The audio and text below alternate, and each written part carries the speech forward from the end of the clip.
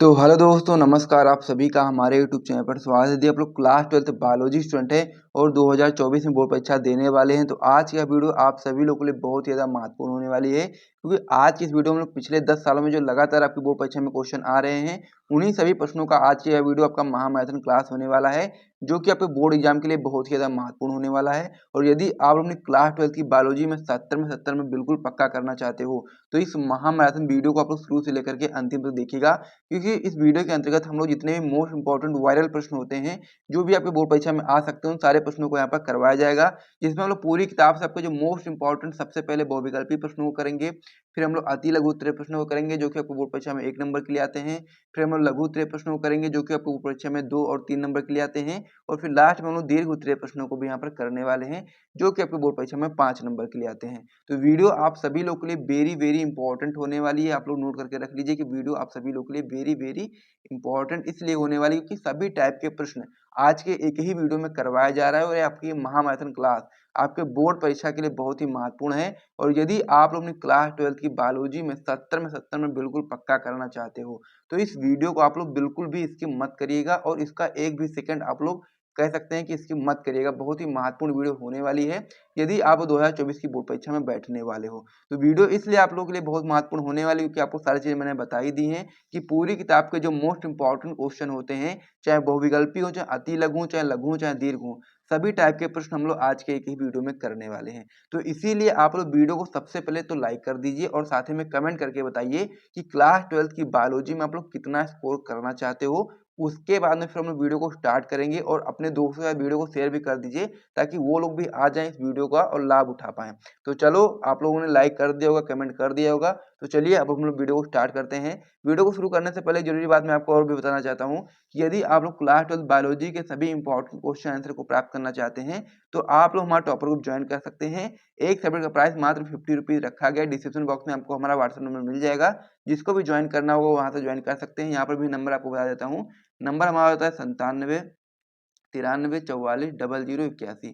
तो इस नंबर पे आपको पेमेंट करना है, और फिर इसी नंबर पे आपको पेमेंट का स्क्रीनशॉट भेज देना है व्हाट्सएप पर, और आपको बता देना है कि आपको बायोलॉजी का टॉपर ग्रुप ज्वाइन करना है। तो आपको वहां पर सारे इंपॉर्टेंट क्वेश्चन आंसर दे दिए जाएंगे क्लास 12th की बायोलॉजी के लिए, जो कि आपको 2024 की बोर्ड परीक्षा के लिए बहुत ही महत्वपूर्ण है। तो नंबर एक बार फिर से नोट कर लीजिए आप लोग, 97 93 44 0081। इसी नंबर पे आपको पेमेंट करना है 50 रुपीज का, यदि आपको बायोलॉजी के इंपॉर्टेंट क्वेश्चन आंसर चाहिए, और फिर इसी पर आपको व्हाट्सएप पर कह सकते हैं भेज देना है। तो चलिए अब हम लोग अपने वीडियो की बात कर लेते हैं। क्लास 12th की बायोलॉजी के जो मोस्ट इंपॉर्टेंट क्वेश्चन होते हैं, उनको देखना शुरू करते हैं। तो सबसे पहले हम लोग इसमें देखेंगे मोस्ट इंपॉर्टेंट बहुविकल्पी प्रश्नों को, जो कि आपके बोर्ड परीक्षा के लिए बहुत ही महत्वपूर्ण होते हैं, फिर अति लघु, फिर लघु, फिर दीर्घ। ठीक है, इस प्रकार से हम लोग ये पैटर्न फॉलो करने वाले हैं। तो चलो सबसे पहले बहुविकल्पी प्रश्नों को यहाँ पर हम लोग देख लेते हैं। तो इस पेज को मैं यहाँ पर हटा देता हूँ, और साथ ही में हर एक बहुविकल्पी प्रश्न का आप लोग क्या करना, कमेंट करके बताना कि कौन सा आंसर उसका सही होने वाला है। इस प्रकार से आपको कमेंट करके बताना है। तो इसमें आपका पहला क्वेश्चन जो दिया गया, आपका दिया गया कि अनुवांशिकी का जनक किसे कहा जाता है। बहुत ही महत्वपूर्ण क्वेश्चन है ये। तो इस प्रकार से मैंने सारे बता देता हूँ आपको कि सारे ऑप्शन पे सही टिक लगा भी दिया पहले से ही, लेकिन आप लोग कमेंट करके जरूर बताइएगा कि कौन सा आंसर आपको पहले से सही पता था। ये आप लोग ईमानदारी से करिएगा, क्योंकि यदि आप लोग ईमानदारी यहाँ पर दिखाओगे तो आपके लिए ही अच्छा है, क्योंकि आप लोग बोर्ड एग्जाम में अच्छा स्कोर कर पाओगे। और यदि आप लोग यहाँ से देख करके बता दो तो भी कोई दिक्कत वाली बात नहीं है, क्योंकि जब आप लोग कमेंट करोगे तो ये चीज़ आपको याद होती रहेंगी। तो इसीलिए हर एक क्वेश्चन का आप लोग यहाँ पर कमेंट करते हुए चलना है। तो पहला क्वेश्चन आपका इसमें है कि अनुवांशिकी का जनक किसे कहा जाता है। तो इस प्रकार से ऑप्शन आपकी बोर्ड परीक्षा में दिए रहेंगे, लेकिन आपको यहाँ पर अच्छे तरीके से याद कर लेना है कि अनुवांशिकी का जनक ग्रेगर जॉन मेंडल को कहा जाता है। इसीलिए आप लोग अभी के अभी इसको कमेंट बॉक्स में कमेंट करके बताओ कि अनुवांशिकी का जनक ग्रेगर जॉन मेंडल को कहा जाता है, और 2-3 बार अभी के अभी रिपीट करो, ताकि ये आपको अभी के अभी याद हो जाए। फिर हम लोग अगले क्वेश्चन की ओर बढ़ें। अगला क्वेश्चन हमारा हो जाता है कि वंशागति की अनुवांशिक इकाई हम लोग को बताना है। वंशागति की अनुवांशिक इकाई, यहाँ पे बोल सकते हैं कि वंशागति की इकाई क्या है, ये चीज हमको यहाँ पर याद रखनी है। तो आप लोग याद करोगे कि वंशागति की जो अनुवांशिक इकाई है वो आपकी जीन है। इसको भी आप लोग कमेंट करके बताओ, कमेंट करते रहो हर एक क्वेश्चन का आंसर, ताकि आपको वो चीजें याद होती रहें। और 2-3 बार अपने मन में इस चीज को बोलो कि वंशागति की अनुवांशिक इकाई जीन है, ताकि आपको याद हो जाए, और कमेंट करके भी जरूर बताइएगा। तो इस प्रकार से 2 क्वेश्चन हो गए। तीसरा क्वेश्चन आपका इसमें दिया गया कि प्रभाविता एवं पृथक्करण के नियमों का प्रतिपादन किसने किया। अब ये बहुत ही ज़्यादा महत्वपूर्ण क्वेश्चन है कि प्रभाविता एवं पृथक्करण का जो नियम है उसको किसने प्रतिपादित किया था, और आपको यहाँ पर याद रखना है कि इसको जो प्रतिपादित किया था, सबसे पहले आप लोग कमेंट करके बताओ कि किसने किया था। अगर आपको पहले से पता है तो बहुत अच्छी बात है, लेकिन नहीं पता है तो मैं आपको बता देता हूँ कि मेंडल ने प्रभाविता और पृथक्करण और स्वतंत्र अभिव्यूहन 3 नियम उन्होंने दिए थे, और जो कि आपको बोर्ड परीक्षा के लिए तीनों नियम बहुत ही महत्वपूर्ण हैं। तो इसलिए आपको यहाँ पर याद रखना कि प्रभाविता एवं पृथक्करण के नियमों का जो प्रतिपादन किया था वो मेंडल ने किया था, ये चीज़ आपको यहाँ पर याद रखना है। और साथ ही में यदि आप लोगों ने अभी तक प्रभाविता, पृथक्करण और स्वतंत्र अभिव्यूहन के नियम को नहीं समझा है तो आप लोग उसे भी जाकर के समझ सकते हो, आप लोग हमारे यूट्यूब चैनल पर देख सकते हो। तीनों नियम बहुत ही महत्वपूर्ण है, तीनों को आपको याद करना है। 2, 3, 4 नंबर में क्वेश्चन आपके परीक्षा में बनते हैं, 2-3 में नंबर में बनते ही बनते हैं, और कभी-कभी दीर्घ उत्तरीय में तीनों नियमों पूछ लिए जाते हैं, तो वहाँ पे 5 नंबर के लिए यहाँ पर बन जाता है।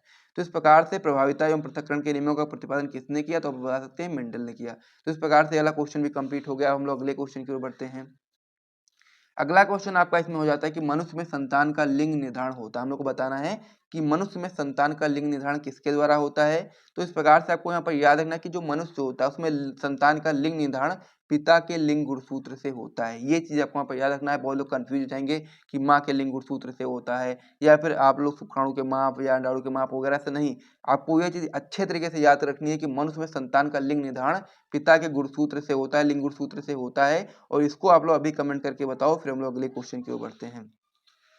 अगला क्वेश्चन आपका इसमें हो जाता है क्रोमोसोमीय या फिर आप लोग बोल सकते हो गुणसूत्रीय विकार का उदाहरण है।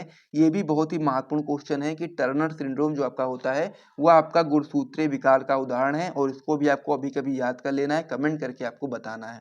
तो इस प्रकार से क्रोमोसोमीय और गुणसूत्रीय बोल सकते हो आप लोग विकार का उदाहरण टर्नर सिंड्रोम हो जाता है। तो इसे भी नोट कर लीजिए, और साथ ही में कमेंट करके बताइए, 2-3 बार अपने मन में पढ़िए, याद हो जाएगा। तो इस प्रकार से अगला क्वेश्चन भी कंप्लीट हो गया। अगला क्वेश्चन आपका इसमें हो जाता है कि मंगोली जड़ता किसके कारण होती है। हम लोग को बताना है कि जो मंगोली जड़ता होती है वो किसके कारण होती है।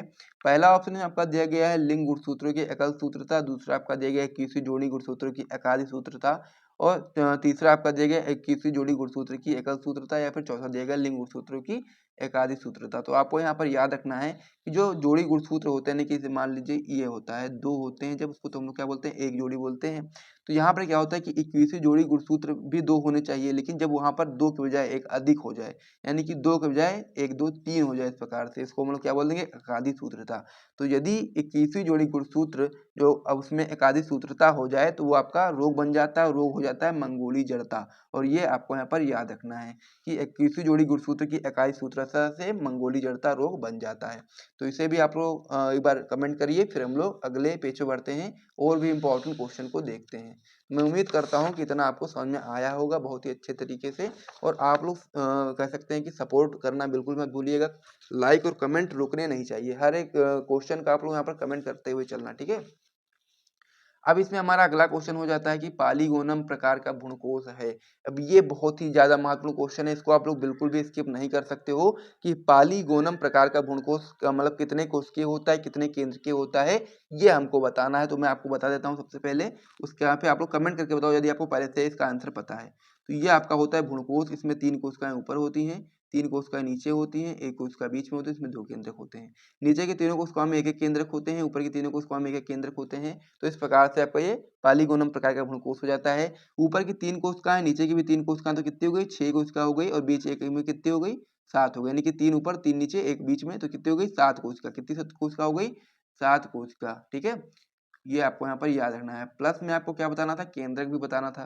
तो केंद्रक आप देखोगे 3 केंद्रक ऊपर, 3 केंद्रक नीचे, और ये बीच वाली जो कोशिका इसमें 2 केंद्रक होते हैं, तो कितने हो गए, 3 3 6 2 8, यानी कि 8 केंद्रकीय। ये आपको यहाँ पर याद रखना है कि जो पालीगोनम प्रकार का भ्रूणकोश होता है वो आपका 7 कोशिकीय और 8 केंद्रकीय होता है। तो जल्दी से आप लोग कमेंट करके बताइए कि पालीगोनम प्रकार का भ्रूणकोश जो आपका होता है वो 7 कोशिकीय होता है और 8 केंद्रकीय होता है। इस पर आप लोग सही टिक लगा दो।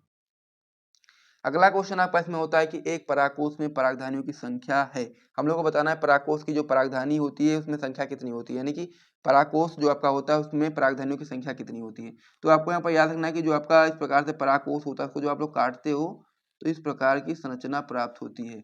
अब इसमें आप लोग देखोगे तो इसमें 1 2 3 4। तो कितनी है तो आप बता देना, सही सही बात कमेंट में करके बताओ कि एक परागकोश में परागधनियों की संख्या कितनी होती है। तो आप बता सकते हैं 4 होती है। 4 कैसे होती है, 1 2 3 4। ये आपको यहाँ पर याद रखना है कि एक परागकोश में परागधनियों की संख्या 4 होती है। जल्दी से आप लोग ये भी कमेंट कर देना, हर एक क्वेश्चन को कमेंट करना ताकि आपको ये याद होती रहे। और यदि आप लोग नहीं करोगे तो फिर आप लोग की गलती है, वो आप लोग देख लीजिएगा, ठीक है।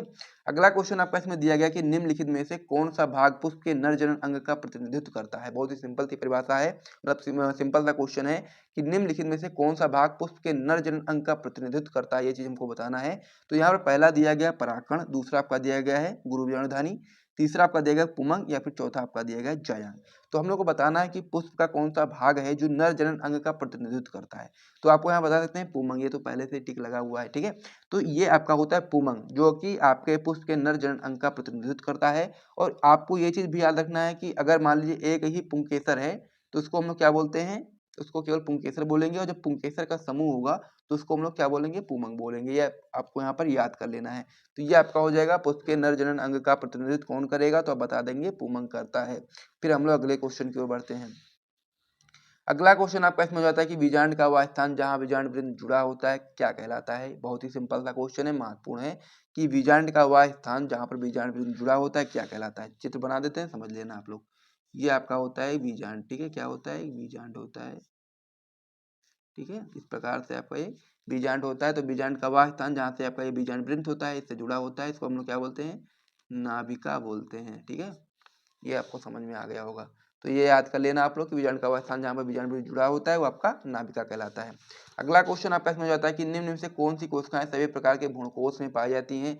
सिंपल था इसका आंसर है अंडकोश का। आप लोग कमेंट कर दीजिएगा कि निम्न में से कौन सी कोशिकाएं जो होती हैं सभी प्रकार के भ्रूणकोश में पाई जाती हैं, क्योंकि अंड कोशिका का ही सारा काम होता है। और अंड कोशिका जो नीचे यहाँ पर देखोगे, यहाँ पर अंड कोशिका होती है और अंड कोशिका की मेन काम होता है, क्योंकि ये आपका कह सकते हैं कि मादा का युग्मक बोल सकते हो आप लोग, युग्मक होता है। तो इसीलिए इसका बहुत ही मेन काम होता है। और सभी प्रकार के भ्रूणकोश में अंडकोशिका पाई जाती है। तो इस प्रकार से वाला जो पेज था इसे भी आप लोग समझ गए होंगे, तो इसे भी आप लोग नोट कर लीजिए। फिर हम लोग क्या करेंगे, अगले पेज पे बढ़ेंगे और भी इंपॉर्टेंट क्वेश्चन को भी हम लोग को देखना है। अभी हमारा ये तो वीडियो की शुरुआत हुई है, अभी तो हम लोग केवल बहुविकल्पी प्रश्नों को देख रहे हैं। फिर हम लोग लघु उत्तरीय को देखेंगे, अति लघु को देखेंगे, दीर्घ उत्तरीय को देखेंगे। तो बहुत ही महत्वपूर्ण ये वीडियो आप लोगों के लिए है। और यदि आप लोग वीडियो को देखते हो, बहुत सारे नंबर आप लोग यहाँ से अपने पक्के कर सकते हो। तो पहला क्वेश्चन इसमें आपका दिया गया कि बोल सकते हो आप लोग कि भारत का प्रथम राष्ट्रीय उद्यान है। तो हम लोग को क्या बताना है, भारत का प्रथम राष्ट्रीय उद्यान कौन सा है। तो आप लोग यहाँ पर बता सकते हैं कार्बेट राष्ट्रीय उद्यान। भारत का प्रथम राष्ट्रीय उद्यान कार्बेट राष्ट्रीय उद्यान। कमेंट करके रहना, ठीक है, कमेंट करते रहिएगा। भारत का प्रथम राष्ट्रीय उद्यान कौन सा है, कार्बेट राष्ट्रीय उद्यान है, ठीक है, कमेंट कर दीजिएगा। अगला क्वेश्चन आपका इसमें दिया गया है कि निम्न में से कौन भारत का राष्ट्रीय पशु है। अब ये बहुत ही सिंपल सा क्वेश्चन है, इसका आंसर आप लोग खुद कमेंट करोगे। बहुत ही महत्वपूर्ण क्वेश्चन ये आपका होता है और आप सभी लोगों को मैं उम्मीद करता हूँ कि पता होगा कि भारत का राष्ट्रीय पशु कौन सा है। और इसका कमेंट तो आपको बिल्कुल भी स्किप नहीं करना है। ये क्वेश्चन भी आपके बोर्ड परीक्षा में आ सकता है, इसका कमेंट आप लोग कर दीजिएगा। अगला क्वेश्चन आपका इसमें हो जाता है कि उत्तर प्रदेश का राजकीय पक्षी है। क्या बताना है आपको, उत्तर प्रदेश का राजकीय पक्षी कौन सा है। तो आप बताओगे सारस है। क्या है, सारस है। उत्तर प्रदेश का राजकीय पक्षी क्या है, सारस है। तो इसे भी कमेंट करिएगा। फिर हम लोग अगले क्वेश्चन की ओर बढ़ते हैं। अगला क्वेश्चन आपका हो जाता है कि दुधवा राष्ट्रीय उद्यान स्थित है, कहाँ स्थित है, उत्तर प्रदेश में। कहाँ स्थित है, उत्तर प्रदेश में। दुधवा राष्ट्रीय उद्यान कहाँ स्थित है, आप लोग बताएंगे उत्तर प्रदेश में। कमेंट करके बताइएगा। हर एक क्वेश्चन का आप लोग 2-3 बार कमेंट करोगे ना, आपको बेहतर तरीके से याद हो जाएगा। कोई भी दिक्कत वाली बात नहीं है, बहुत ही बहुविकल्पी प्रश्न है, आप लोग 2 बार में याद कर ले जाओगे, ठीक है। अब अगले क्वेश्चन की ओर बढ़ते हैं। अगला क्वेश्चन है काजीरंगा राष्ट्रीय उद्यान भारत के किस राज्य में स्थित है। बताओ आप लोग कि काजीरंगा राष्ट्रीय उद्यान भारत के किस राज्य में स्थित है। तो आप बताएंगे असम में स्थित है। कहाँ पर है, असम में स्थित है। इस प्रकार से वाला भी हो गया। अगला आपका इसमें दिया गया है कि प्राकृतिक वास स्थान में जीवों का संरक्षण कहलाता है, यानी कि हम लोग को बताना है प्राकृतिक वास स्थान में जीवों का संरक्षण कहलाता है। 2017 का क्वेश्चन आपकी बोर्ड परीक्षा में आया हुआ है। तो आपको बताना है कि प्राकृतिक वास स्थान में जीवों का संरक्षण आपका कहलाता है स्वस्थानीय संरक्षण, ठीक है। और यदि आपको ये चीज भी याद रखना है कि जो यदि उस स्थान से हटा करके, यानी कि प्राकृतिक स्थान से हटा करके कहीं अन्य पर संरक्षित किया जाता है मानव निर्मित परिस्थितियों में, उसको हम लोग बाह्यस्थानीय संरक्षण बोलते हैं। और प्राकृतिक वासस्थान में जीवों का संरक्षण आपका स्वास्थानीय संरक्षण कहलाता है। तो इस पर आप लोग सही टिक लगाओ, कमेंट करके बताओ। फिर हम लोग क्या करेंगे, यहाँ तक हम लोगों ने कुछ महत्वपूर्ण बहुविकल्पी प्रश्नों को देखा है। अगले पेज पर अब हम लोग बढ़ेंगे और वहां पर हम लोग अति लघु उत्तरीय प्रश्नों को देखेंगे, जो कि आपको बोर्ड परीक्षा में 1 नंबर में आते हैं। और फिर हम लोग अगले पेज पे बढ़ेंगे, फिर हम लोग लघु उत्तरीय प्रश्नों को देखेंगे, फिर हम लोग और आगे बढ़ेंगे, फिर हम लोग दीर्घ उत्तरीय प्रश्नों को देखेंगे। तो इसी प्रकार से वीडियो आपका चलने वाला है और काफ़ी अच्छा वीडियो आप लोगों के लिए होने वाला है। तो इतना आप लोग मैं उम्मीद करता हूँ कि समझ गए होंगे। तो चलिए अब हम लोग अगले पेज पे बढ़ते हैं और वहाँ पर हम लोग क्या देखेंगे, हम लोग देखेंगे अति लघु उत्तरीय प्रश्न। चलो इस पेज को मैं यहाँ पर हटा देता हूँ। तो अब हमारी बारी इसमें अति लघु उत्तरीय प्रश्नों को देखने की। हम लोग बहुविकल्पीय प्रश्न कई सारे कर ही चुके हैं, अब हम लोग यहाँ पर अति लघु उत्तरीय प्रश्नों को करने वाले हैं। तो इसमें जो हमारा पहला क्वेश्चन दिया गया है कि टेपिटम कहाँ स्थित होता है, इसका क्या कार्य है। बहुत ही महत्वपूर्ण क्वेश्चन है, 1 नंबर में अक्सर ये क्वेश्चन आता है कि टेपिटम आपका कहाँ पर स्थित होता है, उसका क्या कार्य है। ठीक है, उत्तर आप लोग बताओगे कि परागकोश की लघु विजयधानी की जो सबसे भीतरी परत होती है वही आपकी टेपिटम कहलाती है और यह आपका लघु बीजाणु या फिर परागकणों को पोषण प्रदान करती है। क्या होता है कि परागकोश की लघु बीजाणु की जो सबसे भीतरी परत होती है वही आपकी टेपिटम कहलाती है और यह आपका लघु बीजाणु या फिर परागकणों को पोषण प्रदान करने का कार्य करती है। एक बार इसे आप लोग सबसे पहले 2-3 बार अपने मन में पढ़ो और हो सके तो कमेंट भी कर देना कि टेपिटम जो होता है वो परागकोश की लघु बीजाणु की सबसे भीतरी परत जो होती है उसे हम लोग टेपिटम बोलते हैं और यह आपका लघु बीजाणु या फिर परागकणों को पोषण प्रदान करने का कार्य करती है। तो पहला क्वेश्चन तो आपका कंप्लीट हो गया। दूसरा क्वेश्चन आपका इसमें दिया गया कि पालीगोनम प्रकार का भ्रूणकोश कितने केंद्रकीय होता है। ये भी मैंने आपको बहुविकल्पी में बताया था कि पालीगोनम प्रकार का जो भ्रूणकोश होता है इसमें पूछा गया कितने केंद्रकीय होता है। तो आप बता सकते हो कि पालीगोनम प्रकार का जो भ्रूणकोश होता है वो आपका 8 केंद्रकीय होता है। और यदि आपसे पूछेगा कि पालीगोनम प्रकार का भ्रूणकोश कितने कोशिकीय और कितने केंद्रकीय होता है तो आप लोग कोशिकीय भी बता सकते हो कि आपका 7 कोशिकीय होता है और 8 केंद्रकीय होता है। समझ गए होगे। फिर हम लोग अगले क्वेश्चन की ओर इसमें बढ़ते हैं। अगला क्वेश्चन आपका इसमें होता है कि अनिषेक जनन को परिभाषित कीजिए। भी बहुत ही महत्वपूर्ण क्वेश्चन है। तो इसका उत्तर आप लोग बताओगे कि बिना निषेचन की अर्थात अनिषेचित बीजांड द्वारा अगुणित भ्रूण एवं बीज का विकसित होना आपका अनिषेक जनन कहलाता है। उदाहरण आप लोग आलू, धतूरा आदि बता सकते हो। तो क्या होता है अनिषेक जनन, एक बार फिर से रिपीट करूंगा। बिना निषेचन के अर्थात अनिषेचित बीजांड द्वारा अगुणित भ्रूण एवं बीज का विकसित होना आपका अनिषेक जनन कहलाता है। समझ गए होगे। इसका उदाहरण भी याद कर लो, आलू, धतूरा। फिर हम लोग अगले क्वेश्चन की ओर बढ़ते हैं। अगला क्वेश्चन आपका इसमें दिया गया कि आभासी फलों के 2 उदाहरण बताइए। बहुत ही सिंपल सा ये भी क्वेश्चन है। आभासी फलों के 2 उदाहरण बताने आप लोग बता सकते हो। आभासी या फिर बोल सकते हो मिथ्या या फिर आप लोग बोल सकते हो नकली फलों के उदाहरण होते हैं आपके सेब, नाशपाती, स्ट्रॉबेरी आदि आपके आभासी फलों के 2 उदाहरण। से ज़्यादा मैंने आपको बता दिए हैं। यदि आपसे एक नहीं याद रहता है तो आप लोग यहाँ से 2 याद कर सकते हो, 3 याद कर सकते हो। 3 याद रखोगे तो 1-2 भूलोगे तब भी कोई दिक्कत वाली बात नहीं होगी। ठीक है, तो इतना आप लोग समझ गए होंगे। तो इतना भी आप लोग लिखना चाहो तो लिख सकते हो कमेंट में। और साथ ही में आप लोग क्या करना कि लगे रहना, वीडियो को बिल्कुल भी स्किप मत करना। बहुत ही महत्वपूर्ण वीडियो आपकी ये होती है। इसी के अलावा आप लोग वीडियो को यदि आप लोगों ने अभी तक लाइक नहीं किया है या फिर चैनल ड्रीमलाइट एजुकेशन चैनल को सब्सक्राइब नहीं किया है तो कर लो। किस चीज़ का आप लोग वेट कर रहे हो, इतनी सारी चीज़ें आप लोगों के लिए यहाँ पर मिल रही हैं। तो आप लोग जल्दी से इसको क्या करो, लाइक करो। ठीक है, वीडियो को लाइक करो, चैनल को सब्सक्राइब करो। फिर हम लोग अगले पेज पे बढ़ते हैं और भी महत्वपूर्ण अति लघु उत्तरीय प्रश्नों को यहाँ पर अब हम लोग देखेंगे। तो इसे मैं आप क्या करता हूँ, हटा देता हूँ। ठीक है, इसको मैंने हटा दिया। अब हमारा इसमें अगला पेज आने वाला है जिसमें हम लोग और भी महत्वपूर्ण अति लघु उत्तरीय प्रश्नों करने वाले हैं। तो इसमें हमारा जो ये क्वेश्चन हो जाता है कि दूध से दही बनाने वाले बैक्टीरिया का नाम लिखिए। बहुत ही महत्वपूर्ण क्वेश्चन है कि दूध से दही बनाने वाले बैक्टीरिया का नाम क्या होता है। कमेंट करके बताइएगा। सिंपल से एक लाइन में कमेंट कर देना कि लैक्टोबैसिलस जीवाणु जो होता है वो दूध से दही बनाने में सहायता करता है। समझे, समझ के हो गए मैं उम्मीद करता हूँ। क्या होता है, लैक्टोबैसिलस जीवाणु जो दूध से दही बनाने में हमारी सहायता करता है। ये क्वेश्चन भी नोट कर लीजिए, इंपॉर्टेंट है। अगला क्वेश्चन जो होता है वेरी इंपॉर्टेंट है कि पेनिसिलिन की खोज किसने की थी। आप बताओगे पेनिसिलिन की खोज सन 1929 ईस्वी में अलेक्जेंडर फ्लेमिंग ने की थी। क्या किया, किसने किया था, पेनिसिलिन की खोज किसने करी थी, 1929 ईस्वी में अलेक्जेंडर फ्लेमिंग ने की थी। और ये क्वेश्चन आपकी बोर्ड परीक्षा में अति लघु के साथ साथ बहुविकल्पी में भी आ सकता है कि पेनिसिलिन की खोज किसने करी थी, और या फिर पूछ सकता है कि पेनिसिलिन की खोज किस सन में हुई थी। तो आप बताओगे पेनिसिलिन की खोज सन 1929 ईस्वी में अलेक्जेंडर फ्लेमिंग ने की थी और यह आपका एक प्रतिजैविक है जो पेनिसिलियम नोटेटम कवक से प्राप्त होता है। ये भी क्वेश्चन कंप्लीट हो गया ना। चलो इसे भी जल्दी से उड़ा दो, इसको मतलब दिमाग में छाप लो। फिर हम लोग अगले क्वेश्चन की ओर बढ़ते हैं। अगला क्वेश्चन हमारा होता है सिरका उत्पादन में किन जीवाणुओं का उपयोग होता है। सिरका उत्पादन में हम लोग किन जीवाणुओं का उपयोग करते हैं, बताओ आप लोग जल्दी से कमेंट करके। सिंपल सा एक लाइन में आंसर हो जाएगा इसका। तो आप बताओगे सिरका या फिर आप लोग बोल सकते हो एसिटिक अम्ल के निर्माण के लिए शर्करा के घोल का माइकोडर्मा एसिटी अथवा एसिटोबैक्टर एसिटी नामक जीवाणु द्वारा किण्वन कराया जाता है, जिससे सिलिका उत्पादित होता है। ये क्वेश्चन भी आपका इंपॉर्टेंट था, समझ गए होगे। इसे भी जल्दी से एक दो बार रिपीट करो, फिर हम लोग अगले क्वेश्चन की ओर बढ़ते हैं। अगला क्वेश्चन आपका होता है कि बायोगैस क्या है। बायोगैस क्या है बताओ आप लोग जल्दी से। बायोगैस है विभिन्न गैसों का मिश्रण। क्या है? बायोगैस विभिन्न गैसों का मिश्रण है। क्या है? बायोगैस विभिन्न गैसों का मिश्रण है। अब आपसे कोई पूछ ले कि भैया किन किन गैसों का मिश्रण है, तो कैसे बताओगे आप लोग? पूरा डिटेल में मैं बताऊंगा यहाँ पर। ये क्वेश्चन आपकी बोर्ड परीक्षा में 1 नंबर 2 नंबर भी आ सकता है। तो आप बताओगे बायोगैस विभिन्न गैसों का मिश्रण है जो अवायवीय सूक्ष्म जीव या फिर आप लोग बोल सकते हो मेथोनेजन। क्या होता है? मेथोनेजन के द्वारा घरेलू तथा कृषि अवशिष्ट पदार्थों का उपयोग करके उत्पन्न की जाती है। बायोगैस में अब वो टॉपिक आ गया ना कि बायोगैस में कौन कौन सी गैस पाई जाती है, तो बता सकते हो बायोगैस में 50 से 70% तक मीथेन पाई जाती है, 30 से 40% तक CO2 पाई जाती है तथा अल्प मात्रा में ethane, propane, ethylene, acetylene, hydrogen, nitrogen and H2S गैसें पाई जाती हैं। तो बायोगैस भी कंप्लीट हो गया। उनके जो मिश्रण था, किन गैसों का मिश्रण था, वो भी मैंने आपको बता दिया। तो ये आपका क्वेश्चन बहुत ही महत्वपूर्ण है, इसको आप लोग जल्दी से याद कर लो, फिर हम लोग अगले क्वेश्चन की ओर बढ़ते हैं। अब इसमें हमारा अगला क्वेश्चन हो जाता है कि चाय उद्योग में चाय की पत्तियों का किण्वन किस सूक्ष्मजीव द्वारा कराया जाता है, किया जाता है। बोल सकते हो कि चाय उद्योग में चाय की पत्तियों का किण्वन हम लोग कराते हैं माइक्रोकोकस कैंडिकेंस द्वारा। ये भी आप लोग कमेंट कर दो, फिर हम लोग अगले पेज पे बढ़ेंगे और भी इंपॉर्टेंट क्वेश्चन को देखेंगे। तो इतना हम लोगों ने कर लिया है, ठीक है। आप लोग सबसे पहले अपने आप को शाबाशी दो कि आप लोग यहाँ तक बने हुए हैं हमारे साथ।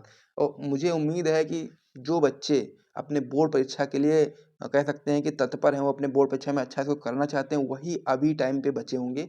बाकी तो ऐसे होंगे जो इधर उधर ढूंढ रहे हैं कौन सा वीडियो देख लें, ये सब वीडियो देख लें।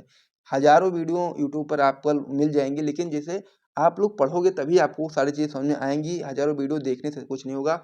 आप किसी भी टीचर के साथ जुड़ो, उसके साथ पढ़ाई करो, उसके साथ अच्छे तरीके से सारी चीज़ों को समझो, जो चीज़ें वो बता रहा है, तभी आप लोग अपनी बोर्ड परीक्षा में अच्छा स्कोर कर पाओगे। तो चलो इतना आप लोग समझ गए होंगे। अब हम अगले पेज पे बढ़ते हैं। और आप लोग बिल्कुल भी भूलना मत, जो मैंने आपको बताया, वीडियो को लाइक करना मत भूलना, चैनल को सब्सक्राइब करना मत भूलना और हर एक क्वेश्चन को देखना बिल्कुल भी मत भूलना, ठीक है। तो आप लोग समझ गए होंगे। तो इसमें क्वेश्चन अब हमारा होने वाला है कि जीन की परिभाषा लिखिए, या कहाँ पाई जाती है। क्या होता है कि जीन की परिभाषा लिखिए और साथ ही में बताना ये कहाँ पर पाई जाती है। तो उत्तर बताओगे आप लोग कि जीन, या फिर आप बोल सकते हो कारक। तो जीन जो होता है वो गुणसूत्र पर स्थित एक रचना। कहाँ होता है? जीन जो आपका होता है गुणसूत्र पर स्थित एक रचना है, जो आपका अनुवांशिक, जो किसी अनुवांशिक गुण को पीढ़ी दर पीढ़ी रूपांतरित होती है, या वंशागति की इकाई है। किसकी इकाई है? वंशागति की इकाई है। और जीन शब्द का प्रतिपादन किसने किया था? जॉनसन ने किया था। इसे भी याद कर लो, बहुत ही महत्वपूर्ण है, तो इसे भी आप लोग नोट कर लेना, ठीक है। अगले क्वेश्चन की ओर बढ़ते हैं हम लोग। अगला क्वेश्चन आपका इसमें होता है मेंडल ने अपने प्रयोग के लिए कितने लक्षणों का चयन किया था। आपको इसका आंसर एक लाइन में आप लोग निकाल दो, मुंह से एकदम बोलो। आपके दिमाग में आया कि नहीं आया, ये बताओ सबसे पहले कमेंट करके, यस या नो। आपके दिमाग में आया कि नहीं आया कि मेंडल ने अपने प्रयोग के लिए कितने लक्षणों का चयन किया था। तो आप लोग बताओगे कि मेंडल ने अपने प्रयोग के लिए मटर जो होता है, मटर पादप के 7 जोड़ी लक्षणों का तुलनात्मक चयन किया था। किसका किया था? 7 जोड़ी लक्षण। ये आपको वहां पर याद रखना है। तो आप लोग, इसमें क्वेश्चन पूछा गया था कि मेंडल ने अपने प्रयोग के लिए कितने लक्षणों का चयन किया और किन्हीं 4 लक्षणों के नाम लिखेंगे। तो आप लोग बताओगे मेंडल ने अपने प्रयोग के लिए मटर के पादप के 7 जोड़ी लक्षणों का तुलनात्मक चयन किया। जैसे उन्होंने इस प्रकार से लक्षण लिए थे, जैसे कि बीज का आकार हो गया, बीज का रंग हो गया, पुष्प का रंग हो गया, पुष्प की स्थिति हो गई। इस प्रकार से क्वेश्चन मतलब कि उन्होंने लक्षण लिए थे, ठीक है। इसे भी कंप्लीट कर लेना आप लोग, इंपॉर्टेंट बहुत है, ये वेरी इंपॉर्टेंट है। फिर हम लोग अगले क्वेश्चन की ओर बढ़ते हैं।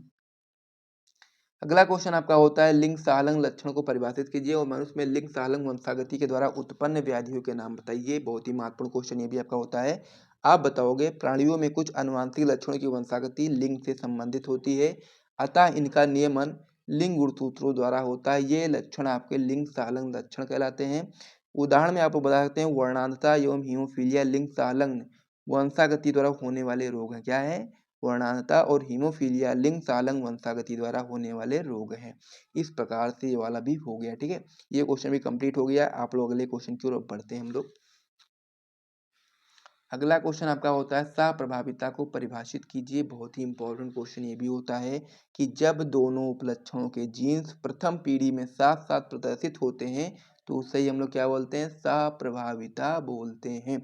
यदि आप लोग देखोगे यहाँ पर, यदि एक लाल रंग के पुष्प का श्वेत रंग के पशु में, क्या है, यदि एक लाल रंग के पशु का, यहाँ पर पशु है, ठीक है, यदि एक लाल रंग के पशु का श्वेत रंग के पशु में क्रॉस कराया जाता है तो फिर क्या होता है, F1 पीढ़ी में चितकबरी संतान उत्पन्न होती है। ये आपका उदाहरण होता है सप्रभाविता। इसमें क्या बताया था मैंने आपको परिभाषा में, कि जब दोनों उपलक्षणों के जीन्स प्रथम पीढ़ी में साथ साथ दिखाई देंगे, यानी कि उसमें क्या होगा कि उसमें लाल रंग भी दिखाई देगा, श्वेत रंग भी दिखाई देगा, तो इसीलिए जो प्रथम पीढ़ी होगी उसमें क्या होगा, चितकबरी गाय उत्पन्न होगी।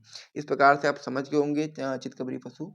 तो इसे भी नोट कर लीजिए आप लोग, या फिर जैसा भी आप लोग स्क्रीनशॉट लेना चाहो ले सकते हो, या फिर आप लोग 2-3 बार रिपीट करा करो ना, हर एक क्वेश्चन को आप लोग यहाँ पर 2-3 बार रिपीट करा करो। ये छोटे छोटे क्वेश्चन हैं, 2 बार में 3 बार में आपको याद हो जाएंगे और आप लोग अच्छे तरीके से कर पाओगे। अगर थोड़ा सा आइडिया भी आपको हो जाएगा इन क्वेश्चन का ना, तो आप लोग अपने बोर्ड परीक्षा में आराम से करने वाले हो।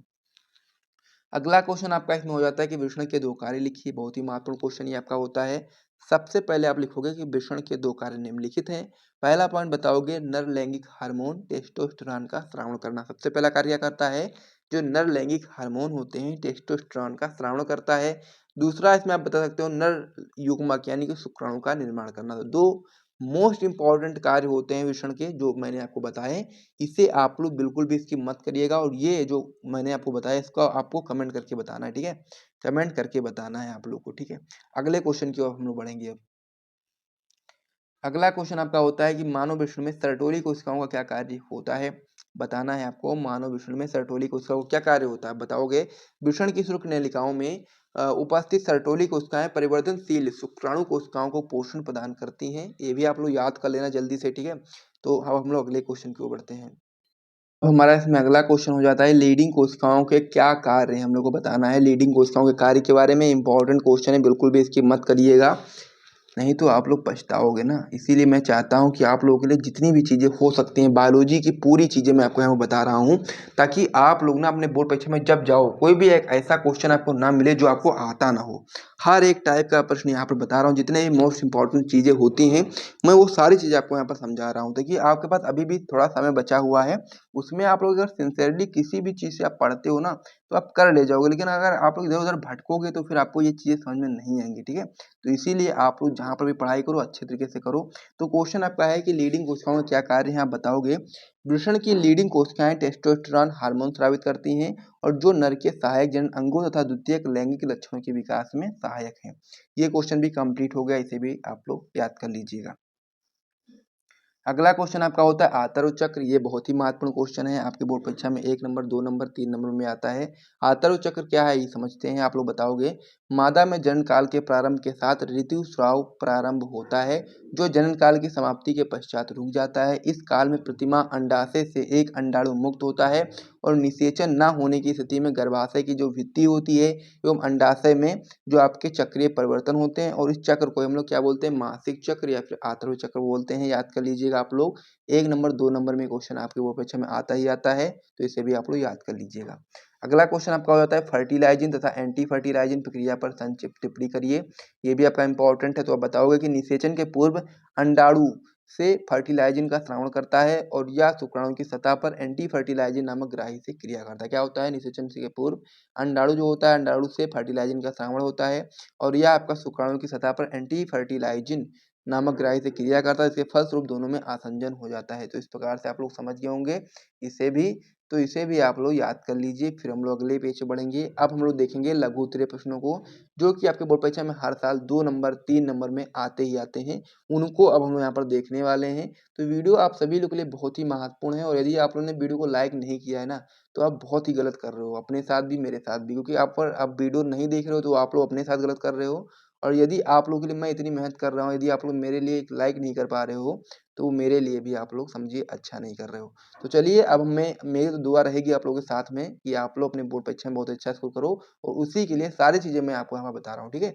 कोई भी टॉपिक यहाँ पर नहीं छोड़ रहा हूँ, तो आप लोग वीडियो को लाइक कर दिया करें, आपसे रिक्वेस्ट है। फिर हम लोग अगले पेज पे बढ़ते हैं और वहाँ पर हम लोग देखेंगे लघु उत्तरीय प्रश्नों को, जो कि आप बोर्ड परीक्षा में 2 नंबर के लिए आते हैं। फिर हम लोग लास्ट में करेंगे दीर्घ उत्तरीय प्रश्नों को, जो कि आपको बोर्ड परीक्षा में 5 नंबर के लिए आते हैं। तो चलिए अब हम लोग अगले पेज पे बढ़ते हैं और लघु उत्तरीय प्रश्नों को देखते हैं। करने वाले हैं आपकी बोर्ड परीक्षा में कई बार पूछा गया है और जितनी जल्दी आप लोग इस क्वेश्चन को तैयार कर लेंगे उतनी ही जल्दी आपका इस क्वेश्चन से नंबर बिल्कुल पक्का हो जाएगा, क्योंकि ये क्वेश्चन आपकी बोर्ड परीक्षा में लगातार पूछा जा रहा है, हर साल आ रहा है। तो इसीलिए इस क्वेश्चन को आपको आज के आज ही समझ लेना है और साथ ही में आज के आज ही तैयार कर लेना है। उसके अलावा आप लोग को हमारे यूट्यूब चैनल को सब्सक्राइब कर देना है और साथ ही में हमारे वीडियोस को लाइक कर देना है और अपने दोस्तों के साथ शेयर कर देना, ताकि अधिक से अधिक लोग आएँ, ताकि आप लोगों को इसी प्रकार के और भी महत्वपूर्ण वीडियोस रेगुलर बेसिस पर डेली आपको बहुत ही ज़्यादा महत्वपूर्ण प्रश्न करवाए जाएँ, जो कि आपके बोर्ड परीक्षा के लिए बहुत ज़्यादा महत्वपूर्ण होते हैं। तो ये क्वेश्चन आपका होता है कि मानव में लिंग निर्धारण से क्या तात्पर्य है? इसकी क्रिया विधि का रेखाचित्र द्वारा वर्णन भी हम लोग को यहाँ पर करना है। बहुत ही ज़्यादा महत्वपूर्ण क्वेश्चन होता है, एनसीईआरटी का क्वेश्चन भी आपका होता है 2005 में, 6 में 2005 में, 9 में, 10 में, 11 में, 12 में, 13 में, 14 में, 16 में, 20 में, 22 में, यानी कि कह सकते हैं आप लोग कि 10 से 12 बार आपकी बोर्ड परीक्षा में क्वेश्चन आया हुआ है। तो आप लोगों के लिए क्वेश्चन बहुत ही ज़्यादा महत्वपूर्ण है। कैसे करना है आइए हम लोग पूरा समझ लेते हैं। क्वेश्चन आपकी बोर्ड परीक्षा में 2 नंबर, 3 नंबर और साथ ही में 5 नंबर में भी आ सकता है। तो मानव में लिंग निर्धारण किस प्रकार से होता है, ये पूरा प्रक्रिया हम लोग इस वीडियो के अंतर्गत समझने वाले हैं। तो इसीलिए आप वीडियो को जल्दी से लाइक करो, फिर हम लोग मानव में लिंग निर्धारण को आइए समझते हैं। तो इसमें आप लोग सबसे पहले हेडिंग लगाओगे कि मानव में लिंग निर्धारण, फिर आप लोग लिखोगे कि मानव में 2 प्रकार के गुणसूत्र पाए जाते हैं। ये चीज़ आपको यहाँ पर याद रखना है सबसे पहले कि जो मानव होता है उसमें आपके 2 प्रकार के गुणसूत्र पाए जाते हैं। पहला गुणसूत्र आपका होता है दैहिक या फिर कायिक गुणसूत्र। अब ये दैहिक या कायिक गुणसूत्र क्या होता है उसको सबसे पहले समझ लीजिए। ये आपका कायिक लक्षणों का निर्धारण करते हैं और एवं संख्या में 22 जोड़ी होते हैं, यानी कि 44 होते हैं। कहने का मतलब ये है कि जो दैहिक या कायिक गुणसूत्र होते हैं ये कायिक लक्षणों का निर्धारण करते हैं और ये संख्या में आपके 22 जोड़ी यानी कि 44 गुणसूत्र होते हैं। दूसरा आपका इसमें होता है लिंग गुणसूत्र। अब जो लिंग गुणसूत्र होता है आपका ये लिंग निर्धारण करने वाले जीन है, जो कि आपके संख्या में 1 जोड़ी यानी कि 2 होते हैं। ये चीज आपको यहाँ पर याद रखना है कि जो आपका मनुष्य होता है, मनुष्य में जो गुणसूत्र होते हैं वो 2 प्रकार से पाए जाते हैं। पहला प्रकार आपका होता है दैहिक या कायिक गुणसूत्र, जिसमें आपके 22 जोड़ी गुणसूत्र पाए जाते हैं और जो आपका लिंग गुणसूत्र होता है इसमें आपका 1 जोड़ी गुणसूत्र पाया जाता है, यानी कि टोटल आपका 23 जोड़ी गुणसूत्र मनुष्य में पाए जाते हैं और 46 उसका होता है संख्या। ठीक है, ये चीज आपको यहाँ पर याद रखना है। अब हम लोग यहाँ पर समझेंगे लिंग निर्धारण की XY विधि, यानी कि जो मनुष्य होता है उसमें लिंग निर्धारण की जो क्रिया विधि है उसको आइए हम लोग रेखा चित्र के माध्यम से समझ सकते हैं। तो इस प्रकार से मादा जो आपके होता है, आपको पता होगा कि मादा होता है उसमें XX गुणसूत्र पाया जाता है और नर में XY लिंग गुणसूत्र पाया जाता है। इस प्रकार से आपको यहाँ पर समझ लेना है। मैं आपको यहाँ पर बेहतर तरीके से समझाऊंगा ताकि आपको यहाँ से अच्छी तरह समझ में आ जाए। तो आपको पता है कि मादा में कौन सा गुणसूत्र पाया जाता है, लिंग गुणसूत्र, तो आप बता सकते हैं X और X पाया जाता है और नर में आपका X और Y पाया जाता है। ये चीज आपको पहले से यहाँ पर पता होगा। उसके बाद फिर आपको यहाँ पर युग्म निकालना है इस प्रकार से। तो आप लोग इसको यहाँ से इस प्रकार से आप लोग 2 निकाल सकते हो, x और ये आपका x आपका है अंडाणु। ठीक है, और यहाँ से जब आपका युग्म बनेगा तो यहाँ से आपका एक हो जाएगा x वाला और एक आपका y है तो एक आपका y वाला हो जाएगा। इस प्रकार से यहाँ से आपका x और यहाँ से आपका xy, इस प्रकार से आपका हो गया। तो सबसे पहले अब हम लोग क्या करेंगे, लिंग निर्धारण करने के लिए जो रेखा चित्र है ये समझते हैं इसको। इस प्रकार से आपका यहाँ तक हो गया। आगे आप क्या करोगे, जब ये वाला x है इसको जो आप लोग इससे मिला दोगे इस प्रकार से, तो यहाँ पर क्या हो जाएगा, x और x क्या हो जाएगा, x और x। और आप लोग जानते हैं कि जब आपका x और x हो जाता है तो ये आपका क्या होता है, पुत्री बन जाती है। ये चीज आपको यहाँ पर याद रखना है कि x और x से पुत्री बन जाएगी। फिर ये वाला जो x होगा जब जाकर के आपका इस y वाले से मिलेगा तो क्या हो जाएगा, x और y हो जाएगा। तो यहाँ पर क्या हो जाएगा, पुत्र बन जाएगा। ये चीज भी आपको पहले से पता है क्योंकि नर का XY होता है। उसके बाद फिर जो आपका ये दूसरा वाला x है, ये वाला जब आपका इससे मिलेगा तो यहाँ पर भी आपका x बनेगा यानी कि पुत्री बनेगी। ये चीज आपको पता होगी। फिर आपका यहाँ पर x और y है, ठीक है, इसको जब आपका यहाँ से इसको इससे जोड़ दोगे, ठीक है, ये जी गलत हो गया, यहाँ पर इस वाले x को जब आप y से जोड़ोगे तो यहाँ पर हो जाएगा XY, तो ये आपका हो जाएगा पुत्र। इस प्रकार से आपका ये होता है क्या, लिंग निर्धारण की क्रियाविधि। इसमें आपके देखोगे तो 50% आपको यहाँ पर पुत्र प्राप्त हो रहे हैं और 50% ही पुत्री प्राप्त हो रही हैं।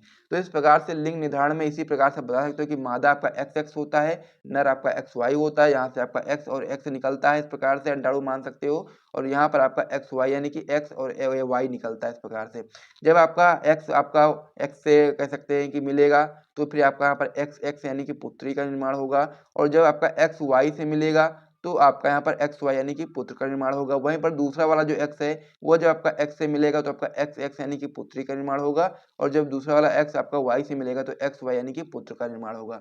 तो इस प्रकार से लिंग निर्धारण की क्रिया विधि एक्स वाई विधि जो है आप लोगों ने समझ ली है, बहुत ही महत्वपूर्ण आपके बोर्ड परीक्षा के लिए होता है। और साथ ही में यदि आपके बोर्ड परीक्षा में क्वेश्चन 5 नंबर के लिए पूछा जाए तो आपको इसमें थोड़ा सा ऐड करके बता देना है कि हम लोग जो चीज़ें हम लोगों ने इसमें करी है वही चीज़ आप लोग नीचे लिख सकते हो कि हम लोग क्या करते हैं, मादा के एक्स एक्स गुणसूत्र से जब हम लोग नर के एक्स वाई गुणसूत्र से मतलब करवाते हैं लिंग निर्धारण, तो इस प्रकार से पूरा प्रोसेस जो चीज़ें हम लोगों ने एक एक स्टेप किया है वो चीज़ आप लोग वहाँ पर लिख करके बता सकते हो। वैसे इतना जितना मैंने आपको बताया इतना इनफ है, इतना आप लोग करोगे आपको पूरे नंबर मिलने वाले हैं।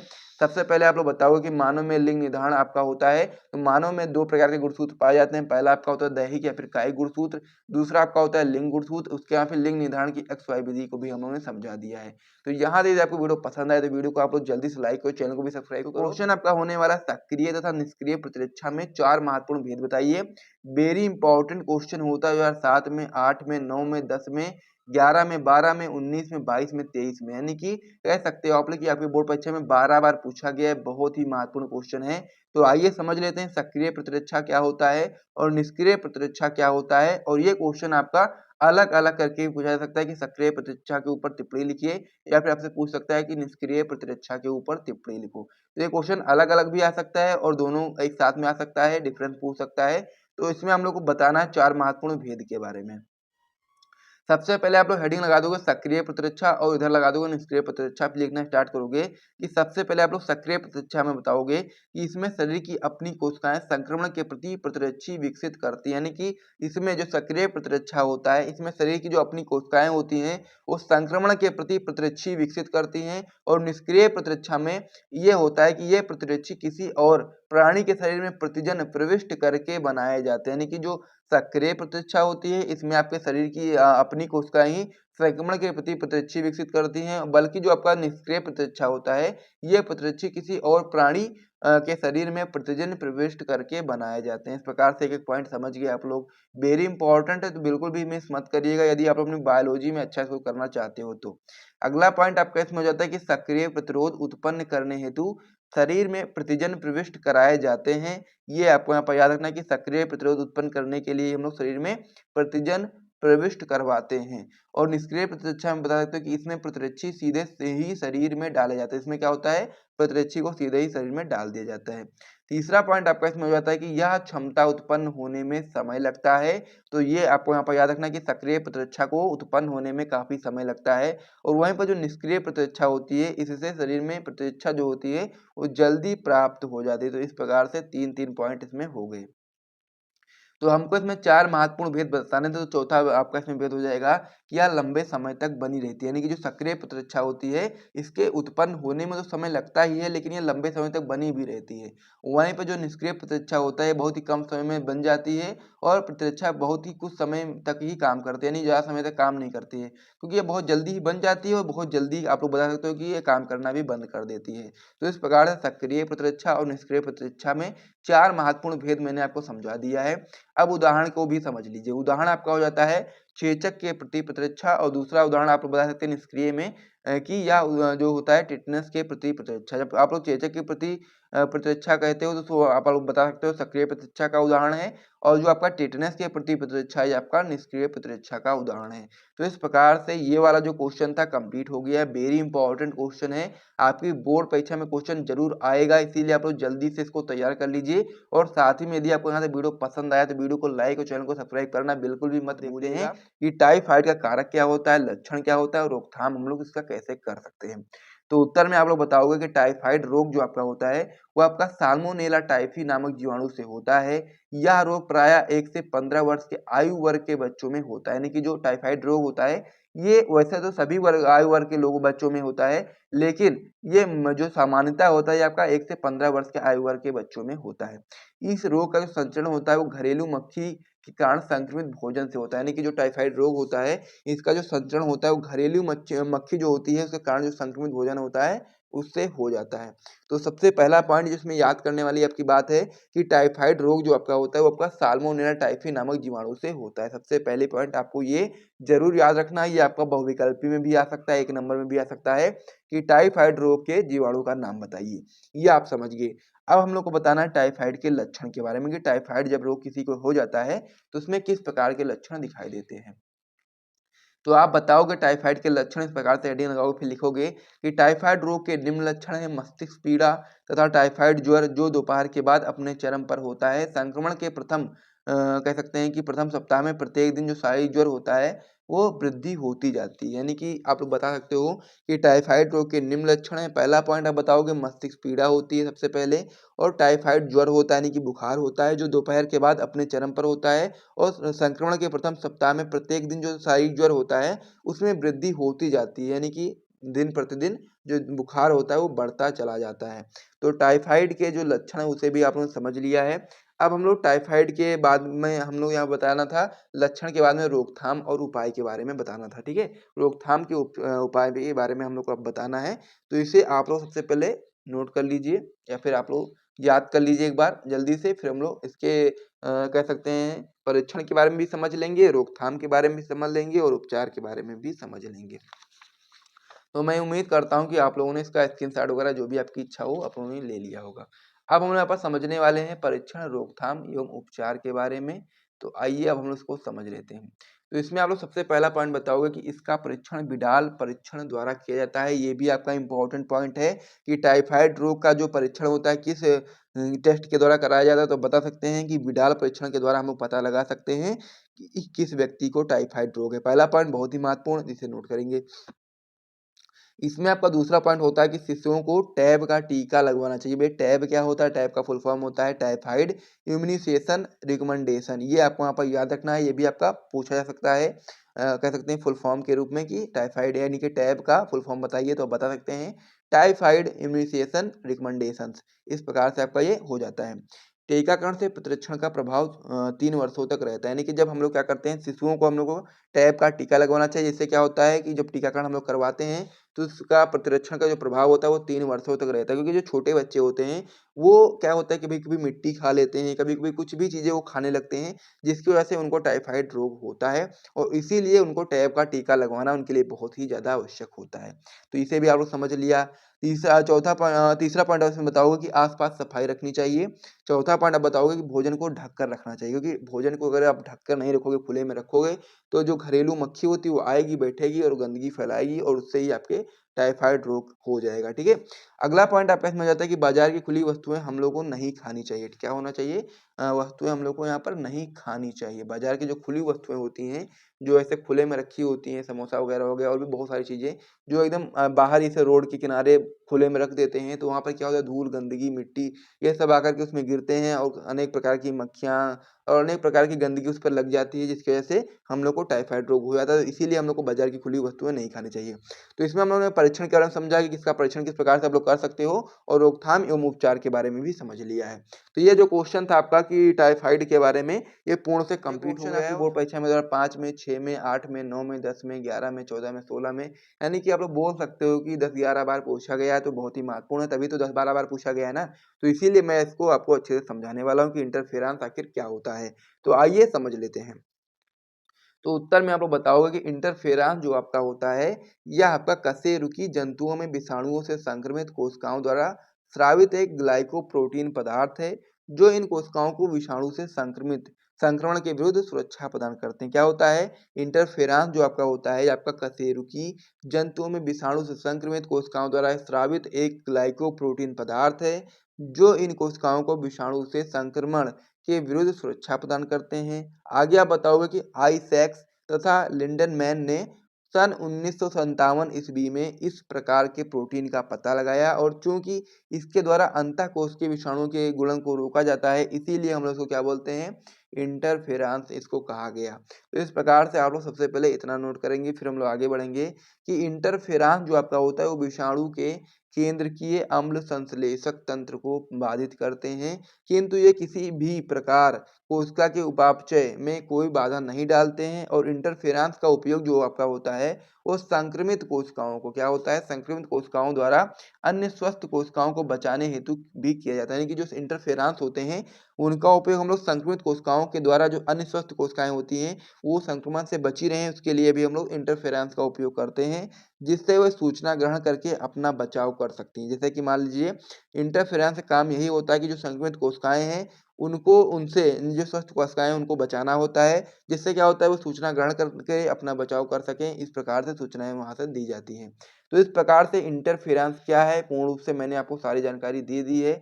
इसे आप लोग अभी के अभी तैयार कर लो, बहुत ही महत्वपूर्ण प्रश्न है। तो इससे आप लोग जितनी जल्दी हो सके तैयार कर लेंगे उतना ही आप लोगों के लिए अच्छा होगा। प्राथमिक तथा द्वितीयक मलवाहित उपचार के बारे में हम लोग पूरा डिटेल में आपको समझा देते हैं, बहुत ही आराम से समझ में आ जाएगा कितना लिखना, कैसे लिखना है, सारी जानकारी आपको वीडियो के अंतर्गत मिल जाएगी। बस वीडियो को आपको ध्यान से देखना है और आप लोग वीडियो को लाइक जरूर कर दीजिएगा, कि आप लोगों से मैं विनती करूंगा कि आप लोग वीडियो को लाइक करो और मैं आप लोगों के लिए लगातार मेहनत करता रहूंगा।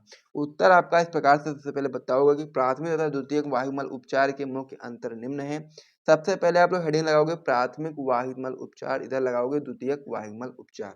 प्राथमिक वायुमल उपचार में बताएंगे कि यह आपका उपचार की भौतिक विधि, यानी कि जो प्राथमिक वायुमल उपचार होता है यह आपका उपचार की भौतिक विधि होती है। और वहीं पर जो आपका द्वितीयक वायुमल उपचार होता है यह आपका उपचार की जैविक विधि होती है। तो इस प्रकार से एक एक पॉइंट आप लोगों ने समझ लिया है प्राथमिक वायुमल उपचार में और द्वितीयक वायुमल उपचार में। तो ये आपको सबसे पहले याद कर लेना है कि जो प्राथमिक वायुमल उपचार होता है ये आपका होता है भौतिक विधि और द्वितीयक वायुमल उपचार आपका होता है जैविक विधि। दूसरा पॉइंट आपका इसमें हो जाता है प्राथमिक वायुमल उपचार में कि इसमें बड़े कणों और बहते हुए कूड़े करकट जैसे कागज, ठोस पदार्थ जैसे मिट्टी, ग्रिट आदि पदार्थों को अलग करते हैं। यानी कि जो कह सकते हैं जो प्राथमिक विधि होती है, प्राथमिक वायुमल उपचार की जो विधि होती है, इसमें हम लोग जो बड़े बड़े कूड़ा करकट होते हैं जो पानी में होते हैं उनको हम लोग इनके द्वारा निकालते हैं। जैसे कि बड़े कूड़ा करकट हो गए, कागज हो गए, ठोस पदार्थ हो गए, मिट्टी ग्रेड आदि जो हो गए, उनको हम लोग क्या करते हैं प्राथमिक वायुमल उपचार के द्वारा निकाल लेते हैं। और जो आपका द्वितीयक वायुमल उपचार होता है इसमें हम लोग निलंबित और घुलित कार्बनिक पदार्थों को अलग किया जाता है। यानी कि कुछ ऐसे पदार्थ भी होते हैं पानी में जो पूर्ण पूर्ण रूप से घुलित होते हैं और वो आपको कभी कभी दिखाई भी नहीं देते हैं, तो उनको हम लोग द्वितीयक वायुमल उपचार के द्वारा निकालते हैं। और प्राथमिक वायुमल उपचार से हम लोग कूड़ा करकट को निकालेंगे, बड़े बड़े जो आपके होंगे ऊपर ऊपर से दिखाई देते हैं। और जो आपका द्वितीयक वायुमल उपचार होता है इसमें हम लोग छोटे छोटे जो एकदम महीन महीन से होते हैं कण, उनको हम लोग यहाँ पर द्वितीयक वायुमल उपचार से निकालते हैं। तीसरा पॉइंट आपका इसमें हो जाता है प्राथमिक वायुमल उपचार में कि अवसादन व निस्यंदन की प्रक्रिया होती है। प्राथमिक वायुमल उपचार में निस्यादन और बोल सकते हैं आप लोग अवसादन की प्रक्रिया होती है। वहीं पर इसमें आपका जो यानी कि जो द्वितीयक वायुमल उपचार होता है इसमें आपका वायवीय या फिर अवायवीय इकाइयाँ उपयोग में ली जाती हैं, ये पॉइंट भी आप समझ गए। इसमें आपका अगला पॉइंट हो जाता है कि यह प्रक्रिया साधारण व कम समय लेती है। जो आपका प्राथमिक वायुमल उपचार होता है यह प्रक्रिया बहुत ही साधारण होती है, क्योंकि इनमें से हम लोग को बड़े कूड़ा करकट को ही निकालना होता है और ये बहुत ही कम समय भी लेते हैं, क्योंकि बहुत ही जल्दी से वो निकाल देता है। लेकिन जब हम लोग द्वितीयक वायुमल उपचार की बात करेंगे तो यह प्रक्रिया बहुत ही जटिल होती है, क्योंकि इसमें क्या होता है बहुत ही कह सकते हैं कार्बनिक पदार्थों को यहाँ से निकाला जाता है जो कि उसमें घुले हुए होते हैं। तो यह प्रक्रिया बहुत जटिल होती है और साथ ही में बहुत ही अधिक समय लेती है। तो इस प्रकार से प्राथमिक वायुमल उपचार और द्वितीयक वायुमल उपचार में आप लोगों ने पूर्ण जानकारी प्राप्त कर ली है। और यदि आपसे क्वेश्चन पूछेगा दीर्घ उत्तरीय प्रश्न में तो आप लोग यहाँ पर दिखाना होगा कि इसे मान लीजिए वाहितमल उपचार करने के लिए भौतिक विधियां आपसे पूछेगा या पूछ लेगा कि वाहितमल उपचारित करने के लिए निम्न विधियों को उल्लेख करिए, तो आप लोग सबसे पहले प्राथमिक वायुमल डालोगे और इस प्रकार से इतना लिख दोगे, फिर आप लोग द्वितीयक वायुमल डाल करके इतना लिख दोगे। फिर आपका जो पूरा क्वेश्चन होगा कंप्लीट हो जाएगा और यहाँ से आपके 5 नंबर भी मिल जाएंगे। और यदि 2 नंबर 3 नंबर क्वेश्चन आएगा तो वो भी आप लोग इतना कर दोगे तो आपको 2-3 नंबर भी मिल जाएंगे। तो बहुत ही महत्वपूर्ण क्वेश्चन ये था, तो इसे आप लोग याद करना चाहो तो अभी याद कर लो, क्योंकि याद करना चाहो कि आपको याद करना ही पड़ेगा, ये क्वेश्चन बनता ही बनता है आपके बोर्ड परीक्षा में। तो इसे आप लोग जितनी जल्दी हो सके उतनी जल्दी आप लोग तैयार कर लो। तो इसमें जो पहला क्वेश्चन दिया गया आपका दिया गया है कि आईवीएफ तकनीक पर संक्षिप्त टिप्पणी लिखिए। ये भी आपका वेरी इंपॉर्टेंट क्वेश्चन है कि आईवीएफ तकनीक आखिर क्या होती है, उसके बारे में हमको इसमें जानकारी देनी इंपॉर्टेंट क्वेश्चन है 2009 में 11 में। और 19 में आया हुआ है। 3 बार आपको पता होना चाहिए कि आईवीएफ तकनीक पर संक्षिप्त टिप्पणी आप लोग किस प्रकार से बताओगे। तो आईवीएफ सबसे पहले आप लोग समझोगे कि आईवीएफ आखिर क्या होता है, यानी कि जो परख नली शिशु होता है उसको हम लोग आईवीएफ तकनीक के अंतर्गत बताते हैं। आइए समझ लेते हैं। तो आईवीएफ को जब हम लोग फुल फॉर्म की बात करेंगे तो आईवीएफ का फुल फॉर्म होता है इन विट्रो फर्टिलाइजेशन, और इसको हम लोग हिंदी में बोलते हैं अंतःपात्रीय निषेचन। तो इस जो आपका आईवीएफ जो आपका तकनीक होती है इसमें क्या होता है ये हम लोग समझ लेते हैं। इसमें आप लोग बताओगे कि इस विधि में शुक्राणु और अंडाणु के मध्य निषेचन की जो क्रिया होती है वो शरीर के भीतर जैसी ही परिस्थितियों में शरीर के बाहर टेस्ट ट्यूब में कराया जाता है। यानी कि जो परख नीलू शिशु होता है इसका मतलब यही होता है, यानी कि आईवीएफ का जो तकनीक है इसका मतलब ये है कि इसमें क्या होता है कि इस विधि के अंतर्गत हम लोग शुक्राणु और अंडाणु के मध्य निषेचन कराते हैं। शरीर के भीतर जैसी जो परिस्थिति होती है उसी परिस्थिति में हम लोग शरीर के बाहर एक टेस्ट ट्यूब लेते हैं और उसमें उस प्रकार का निषेचन कराते हैं। अब इस विधि में पत्नी या फिर दाता स्त्री के जो अंडाणु होते हैं तथा पति की बात करें या फिर पति या फिर आप बोल सकते हो दाता पुरुष के जो शुक्राणु होते हैं उनको हम लोग प्रयोगशाला में ले जाकर के निषेचन कराते हैं, जिससे जायगोट या युग्मनज का स्थानांतरण पत्नी में कर दिया जाता है। यानी सबसे पहले क्या होता है कि इसमें आपका होता यह है कि शुक्राणु और अंडाणु के मध्य निषेचन की क्रिया शरीर के भीतर जैसी परिस्थिति में ही शरीर से बाहर एक टेस्ट ट्यूब में कराया जाता है। इसमें आपका जो पुरुष होता है उसका जो शुक्राणु होता है और जो मादा होती है उसका जो अंडाणु होता है दोनों को हम लोग क्या करते हैं प्रयोगशाला में ले जाकर के निषेचन कराते हैं, जिससे जायगोट या फिर युग्मनज का निर्माण होता है और वो जायगोट या फिर युग्मनज को हम लोग पत्नी में स्थानांतरित कर देते हैं। यानी कि जिसमें भी बच्चा करवाना है उसमें हम लोग क्या करते हैं स्थानांतरित कर देते हैं और जिसके बाद में फिर कुछ समय पश्चात यानी कि समय अवधि के पश्चात शिशु का जन्म हो जाता है। तो यही आपका आईवीएफ तकनीक होती है और आईवीएफ तकनीक जो आपकी होती है बहुत इंपॉर्टेंट इसलिए भी होती है क्योंकि ये आपका बहुविकल्पी प्रश्न में भी आ सकता है और साथ में एक शॉर्ट एक नंबर में भी आ सकता है कि आईवीएफ का पूरा नाम बताइए। तो आईवीएफ का पूरा नाम आपको पता है इन विट्रो फर्टिलाइजेशन और हिंदी में अंतःपात्रीय निषेचन। तो इस प्रकार से आपको ये चीज याद रखना है और साथ ही में परख निषेचित शिशु क्या होता है कि टेस्ट ट्यूब बेबी क्या होता है पूरा मैंने आपको आंसर बता दिया, इसे भी नोट कर लीजिए। फिर हम लोग अगले क्वेश्चन की ओर बढ़ते हैं और अगले क्वेश्चन को देखते हैं। अब इसमें जो हमारा अगला क्वेश्चन हो जाता है अभी आपका वेरी इंपॉर्टेंट क्वेश्चन होता है कि यौन संचारित रोग से आप क्या समझते हो और इससे बचने के लिए कुछ उपाय बताइए। ये भी आपका वेरी इंपॉर्टेंट क्वेश्चन है, आपको पता होना चाहिए कि यौन संचारित रोग आखिर क्या होता है और इससे बचने के लिए हम लोग क्या उपाय कर सकते हैं। तो चलिए हम लोग इसका उत्तर भी देख लेते हैं। तो इसमें आप लोग सबसे पहले हेडिंग लगाओगे यौन संचारित रोग का, फिर लिखना स्टार्ट करोगे कि ऐसे रोग जो यौन संबंधों के कारण फैलते हैं उसको हम लोग यौन संचारित रोग बोलते हैं। यानी कि ऐसे रोग जो यौन संबंधों के कारण फैलते हैं उनको हम लोग यौन संचारित रोग बोलते हैं। तो यौन संचारित से आप क्या समझते हो आप लोग समझ गए होंगे। फिर हम लोग को इससे बचने के लिए क्या उपाय करने चाहिए उसे भी देख लीजिए। इसमें आप लोग बता सकते हैं कि यौन संचारित रोगों से निम्नलिखित साधारणता क्रियाकलाप तथा अभ्यास से बचाव किया जा सकता है। यानी कि यौन संचारित रोग से हम लोग निम्नलिखित साधारण क्रियाकलाप तथा अभ्यास के द्वारा हम लोग बच सकते हैं। तो इसमें आप लोग पहला पॉइंट आप बता सकते हो कि अनजान तथा अनेक व्यक्तियों के साथ लैंगिक संपर्क या शारीरिक संबंध नहीं बनाने चाहिए। इससे आपका कह सकते हैं कि यौन संचारित रोग हो सकता है। अगर मान लीजिए जिसके साथ भी आप लोग इस प्रकार से बना रहे हो शारीरिक संबंध, अगर उसमें पहले से कोई भी ऐसा रोग है तो फिर वो आपके अंदर भी आ जाएगा। ये चीज आपको यहाँ पर याद रखना। अगला पॉइंट आप लोग इसमें बता सकते हैं कि मैथुन के समय अवरोध विधियां जैसे कि कंडोम आदि का प्रयोग किया जाना चाहिए। यानी कि मैथुन के समय अवरोध विधियों का प्रयोग करना चाहिए जिससे भी ये रोग आपका रुक जाता है। फिर अगला पॉइंट आपका इसमें हो जाता है कि लोगों को यौन या लैंगिक संचारित रोगों के बारे में जागरूकता फैलाना चाहिए। यानी कि लोगों को इस बारे में बताना चाहिए कि इन इन चीज़ों से भी रोग फैलते हैं ताकि लोग जागरूक होंगे और फिर वो अगर ऐसा कोई काम करते भी हैं तो वो अवरोध विधियों का प्रयोग करेंगे और या फिर अनजान या फिर कह सकते हैं अनेक व्यक्तियों के साथ इस प्रकार से संपर्क बनाना सेफ नहीं है। तो ये चीज़ आप लोग समझ गए होंगे कि यौन संचारित रोग क्या होता है और इससे बचने के लिए जो आप कह सकते हैं साधारण क्रियाकलाप तथा अभ्यास है उसे आप लोगों ने समझ लिया है। तो इसे भी नोट कर लीजिए। फिर हम लोग अगले पेज पर बढ़ते हैं और महत्वपूर्ण प्रश्नों को देखेंगे। और यहाँ तक यदि आपको वीडियो पसंद आए तो वीडियो को लाइक जरूर कर दीजिएगा। तो चलिए अब हम लोग अगले पेज पर बढ़ते हैं। अब इसमें जो हमारा अगला क्वेश्चन हो जाता है वो आपका क्या होता है ये देख लेते हैं। तो आपका इसमें जो अगला क्वेश्चन होता है आपका वेरी इंपॉर्टेंट क्वेश्चन होता है कि की स्टोन प्रजातियों से आप क्या समझते हो, उदाहरण सहित समझाइए। वेरी इंपॉर्टेंट क्वेश्चन 2005 में, 7 में, 8 में, 9 में, 10 में, 11 में, 12 में, 15 में, 16 में, यानी कि 8, 9, 10 बार पूछा गया है। आपको पता होना चाहिए कि की स्टोन प्रजातियां आखिर क्या होती हैं और उदाहरण भी हम लोग को इसमें पता होना चाहिए। तो आप लोग की स्टोन प्रजातियों में बताओगे कि वह प्रजाति अथवा प्रजातियों का समूह जिसका समुदाय अथवा पारिस्थितिक पर प्रभाव मात्र उनकी अधिकता अत्यधिक संख्या के कारण ही नहीं बल्कि आशा से कहीं अधिक अनेक कार्यों से अभिव्यक्त होता है, उसे ही हम लोग की स्टोन प्रजाति कहते हैं। एक बार फिर से रिपीट करता हूँ, आप लोग कॉपी में नोट करिएगा कि वह प्रजाति अथवा प्रजातियों का समूह जिसका समुदाय अथवा पारिस्थितिकी पर प्रभाव मात्र उनकी अत्यधिक संख्या के कारण ही नहीं बल्कि आशा से कहीं अधिक उनके कार्यों से अभिव्यक्त होता है, उसे ही हम लोग की स्टोन प्रजाति बोलते हैं। आप लोग रिपीट करो 2-3 बार, आपको ये याद हो जाएगा।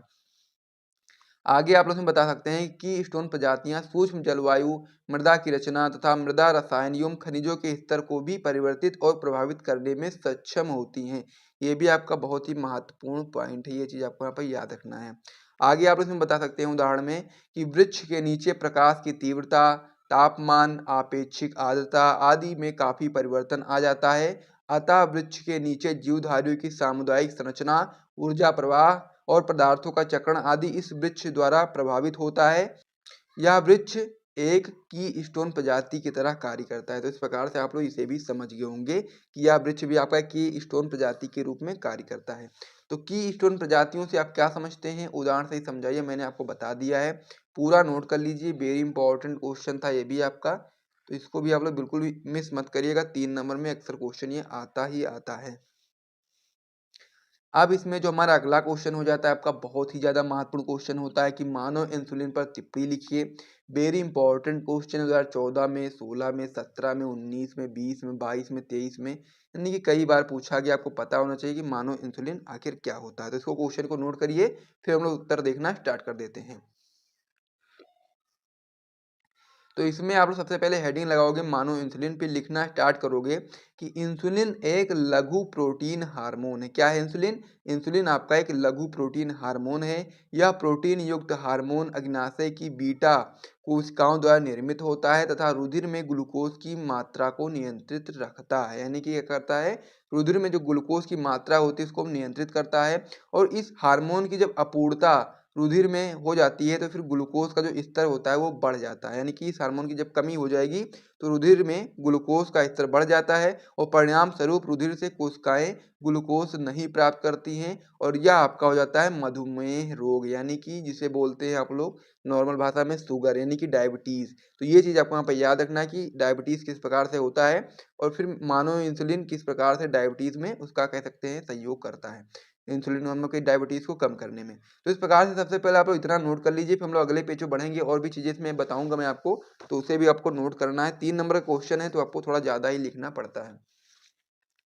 तो इसमें अब आप लोग बताओगे क्या, आप लोग बताओगे कि सन 1982 ईस्वी में मधुमेह के रोगियों के लिए मानव इंसुलिन का सफल उत्पादन किया गया। अब ये क्वेश्चन आपका जो मानव इंसुलिन का है इस प्रकार से भी कभी कभी आ जाता है कि मानव इंसुलिन पर टिप्पणी कीजिए। तो टिप्पणी में आप लोग जितना मैंने आपको पहले पेज में बताया था उतना कर सकते हो, लेकिन यदि पूछ ले आपसे कि मानव इंसुलिन किस प्रकार से बना उसका प्रोसेस बताइए तो आप लोग इस प्रकार से बता सकते हो कि सन 1982 ईस्वी में मधुमेह के रोगियों के लिए मानव इंसुलिन का सफल उत्पादन किया गया।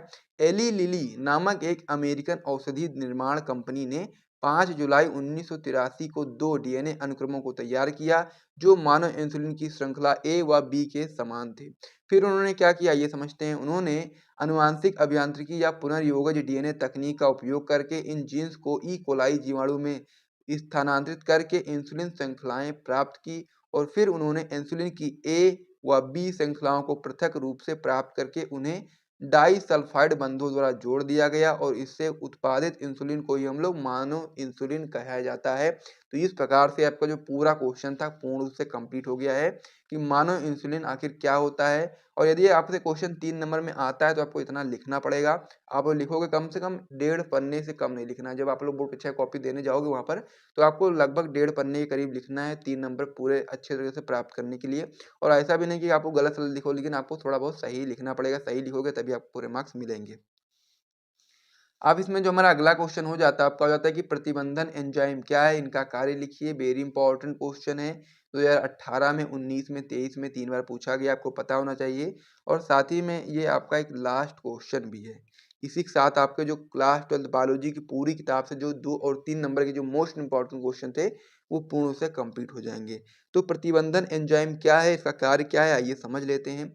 इसमें आप लोग बताओगे कि ये एंजाइम डीएनए को विशेष स्थलों से काटते हैं और ये एंजाइम केवल द्विसूत्री डीएनए पर क्रिया करते हैं, यानी कि ये एंजाइम क्या करते हैं, केवल द्विसूत्री डीएनए पर ही क्रिया करते हैं। इन्हें हम लोग आणविक कैंचिया या रासायनिक चाकू भी कहते हैं और जीवाणु के 230 से भी ज़्यादा प्रभेदों से 900 से भी अधिक प्रतिबंधन एंजाइम अलग किए जा चुके हैं। ठीक है, आगे आप लोग बता देंगे कि प्रतिबंधन एंजाइम जो आपका होता है वो न्यूक्लियस समूह के अंतर्गत आते हैं और जो न्यूक्लियस समूह होता है आपका दो प्रकार के होते हैं।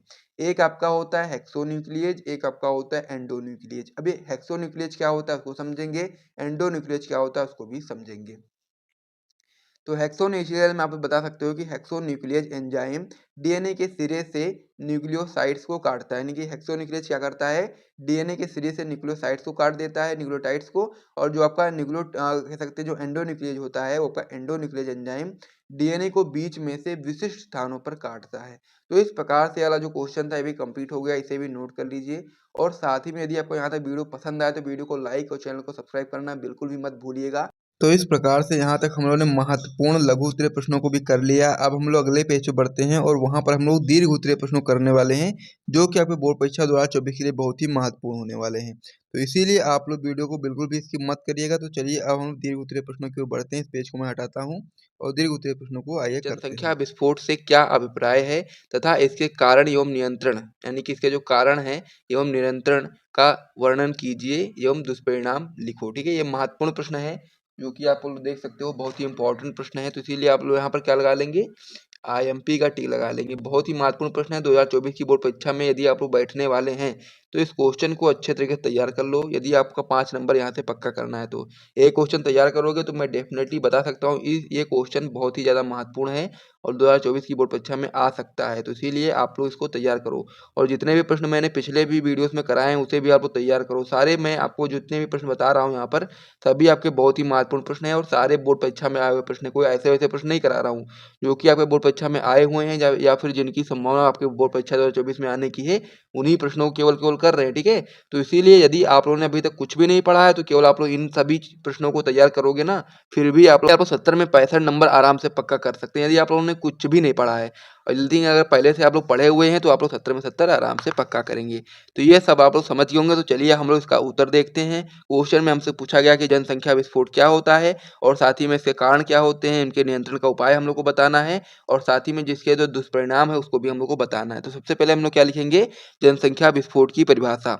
तो परिभाषा में आप लोग बताओगे कि अपेक्षाकृत कम समय में हुई जनसंख्या में तीव्र वृद्धि को ही हम लोग जनसंख्या विस्फोट कहते हैं। यानी कहने का मतलब ये है कि जब कम समय में बहुत ज्यादा वृद्धि हो जाती है जनसंख्या में तो उसको ही हम लोग जनसंख्या विस्फोट कहते हैं। तो ये तो आपको समझ में आ गया होगा। आगे आप लोग बताओगे कि विश्व भर में भारत जो है वो जनसंख्या की दृष्टि से प्रथम स्थान पर है। यानी कि आप लोग देख ही सकते हो कि भारत में बहुत ज़्यादा जनसंख्या बढ़ चुकी है।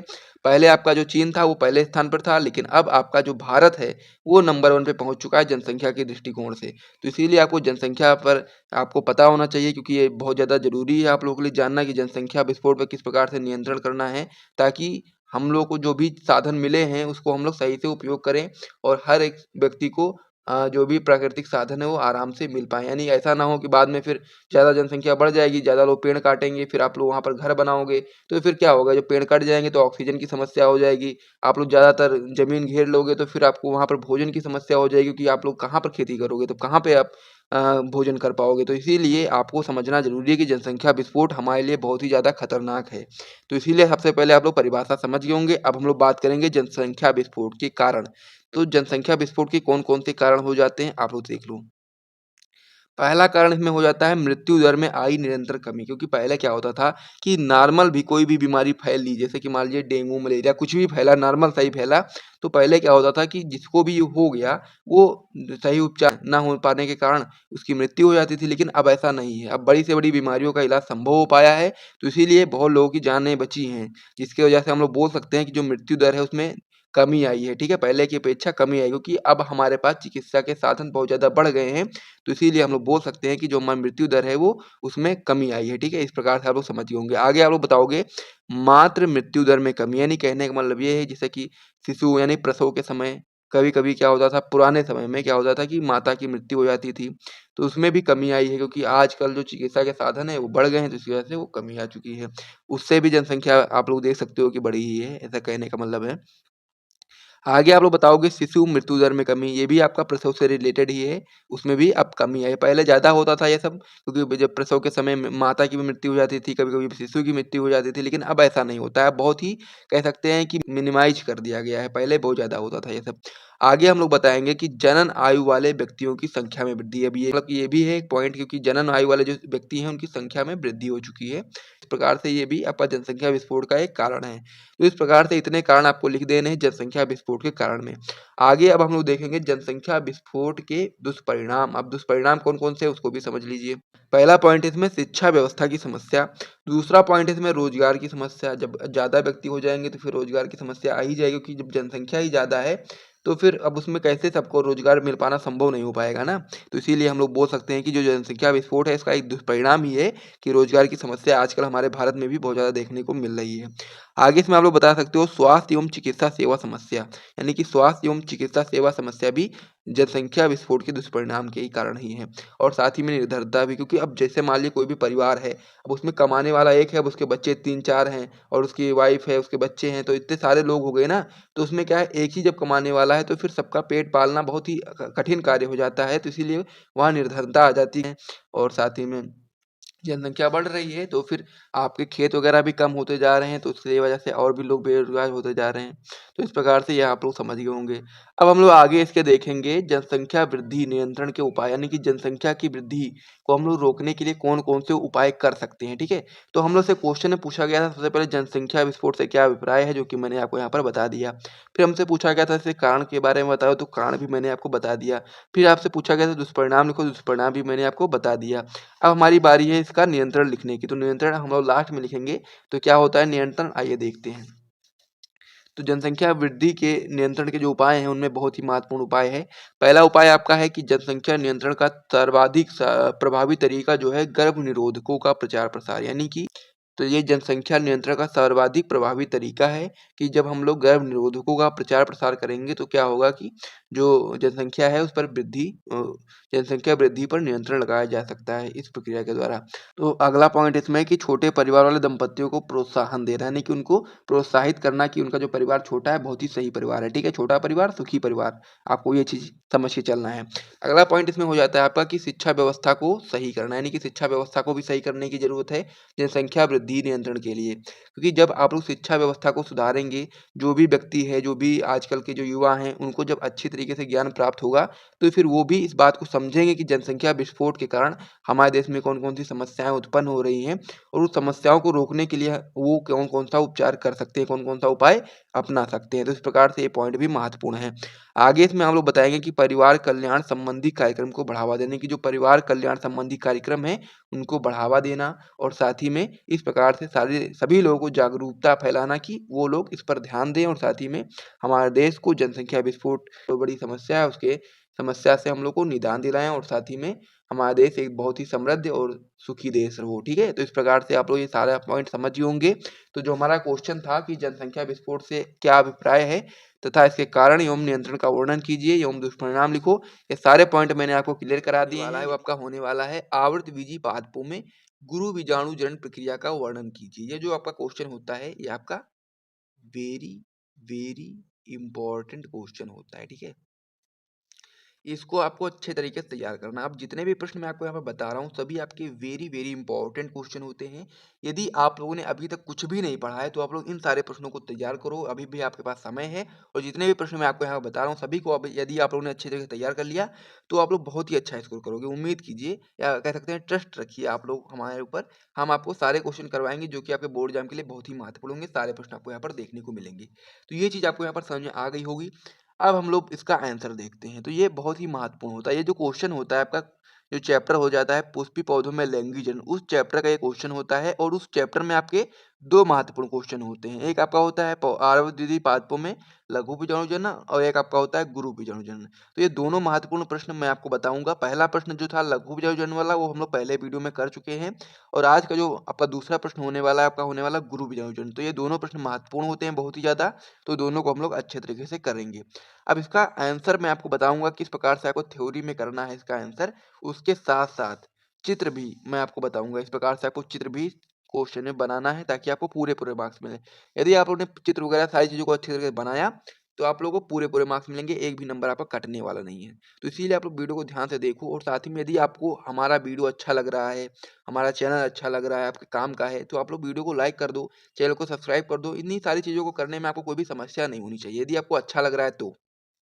और अच्छा लगना ही चाहिए, क्योंकि सारे प्रश्न तो मैं आपको बता रहा हूँ, उत्तर भी बता रहा हूँ, क्वेश्चन भी बता रहा हूँ, सब कुछ तो बता रहा हूँ। अब आपको और क्या चाहिए? अगर आपने इन सभी चीज़ों को अच्छे से तैयार कर लिया तो 70 में 70 नंबर पक्का करोगे। तो अब आपको इसमें चाहिए ही क्या? तो सारी चीज़ें तो मैं आपको यहाँ पर समझा ही रहा हूँ। तो चलिए अब हम लोग इसका उत्तर देखते हैं, ठीक है? क्या देखेंगे हम लोग? अब इसको हम लोग उत्तर देखेंगे। तो उत्तर में सबसे पहले आप लोग को क्या बताना है? सबसे पहले गुरु बीजाणु जनन की परिभाषा आपको बताना है। अब ये जो क्वेश्चन है गुरु बीजाणु जनन, ये बहुत ही महत्वपूर्ण होता है। ये आपका अति लघु उत्तरीय प्रश्न में भी पूछा जा सकता है कि गुरु बीजाणु जनन की परिभाषा बताओ, तो यहाँ से आप लोग बता सकते हो कि बीजांड तथा भ्रूणकोश की परिवर्धन की जो प्रक्रिया होती है उसको ही हम लोग गुरु बीजाणु जनन कहते हैं। बहुत ही सिंपल सी परिभाषा होती है, आप लोग आराम से याद कर सकते हो कि बीजांड तथा भ्रूणकोश के परिवर्धन की जो प्रक्रिया होती है उसको ही हम लोग गुरु बीजाणु जनन कहते हैं। और उसी प्रक्रिया को यानी कि बीजांड तथा भ्रूणकोश की परिवर्तन की प्रक्रिया को ही हम लोग नीचे पूरा समझने वाले हैं और उसका चित्र भी देखने वाले हैं, ठीक है? तो वही आपका गुरु बीजाणु जनन होता है। तो सबसे पहले आप लोगों ने क्या याद किया? आप लोगों ने याद किया गुरु बीजाणु जनन की परिभाषा।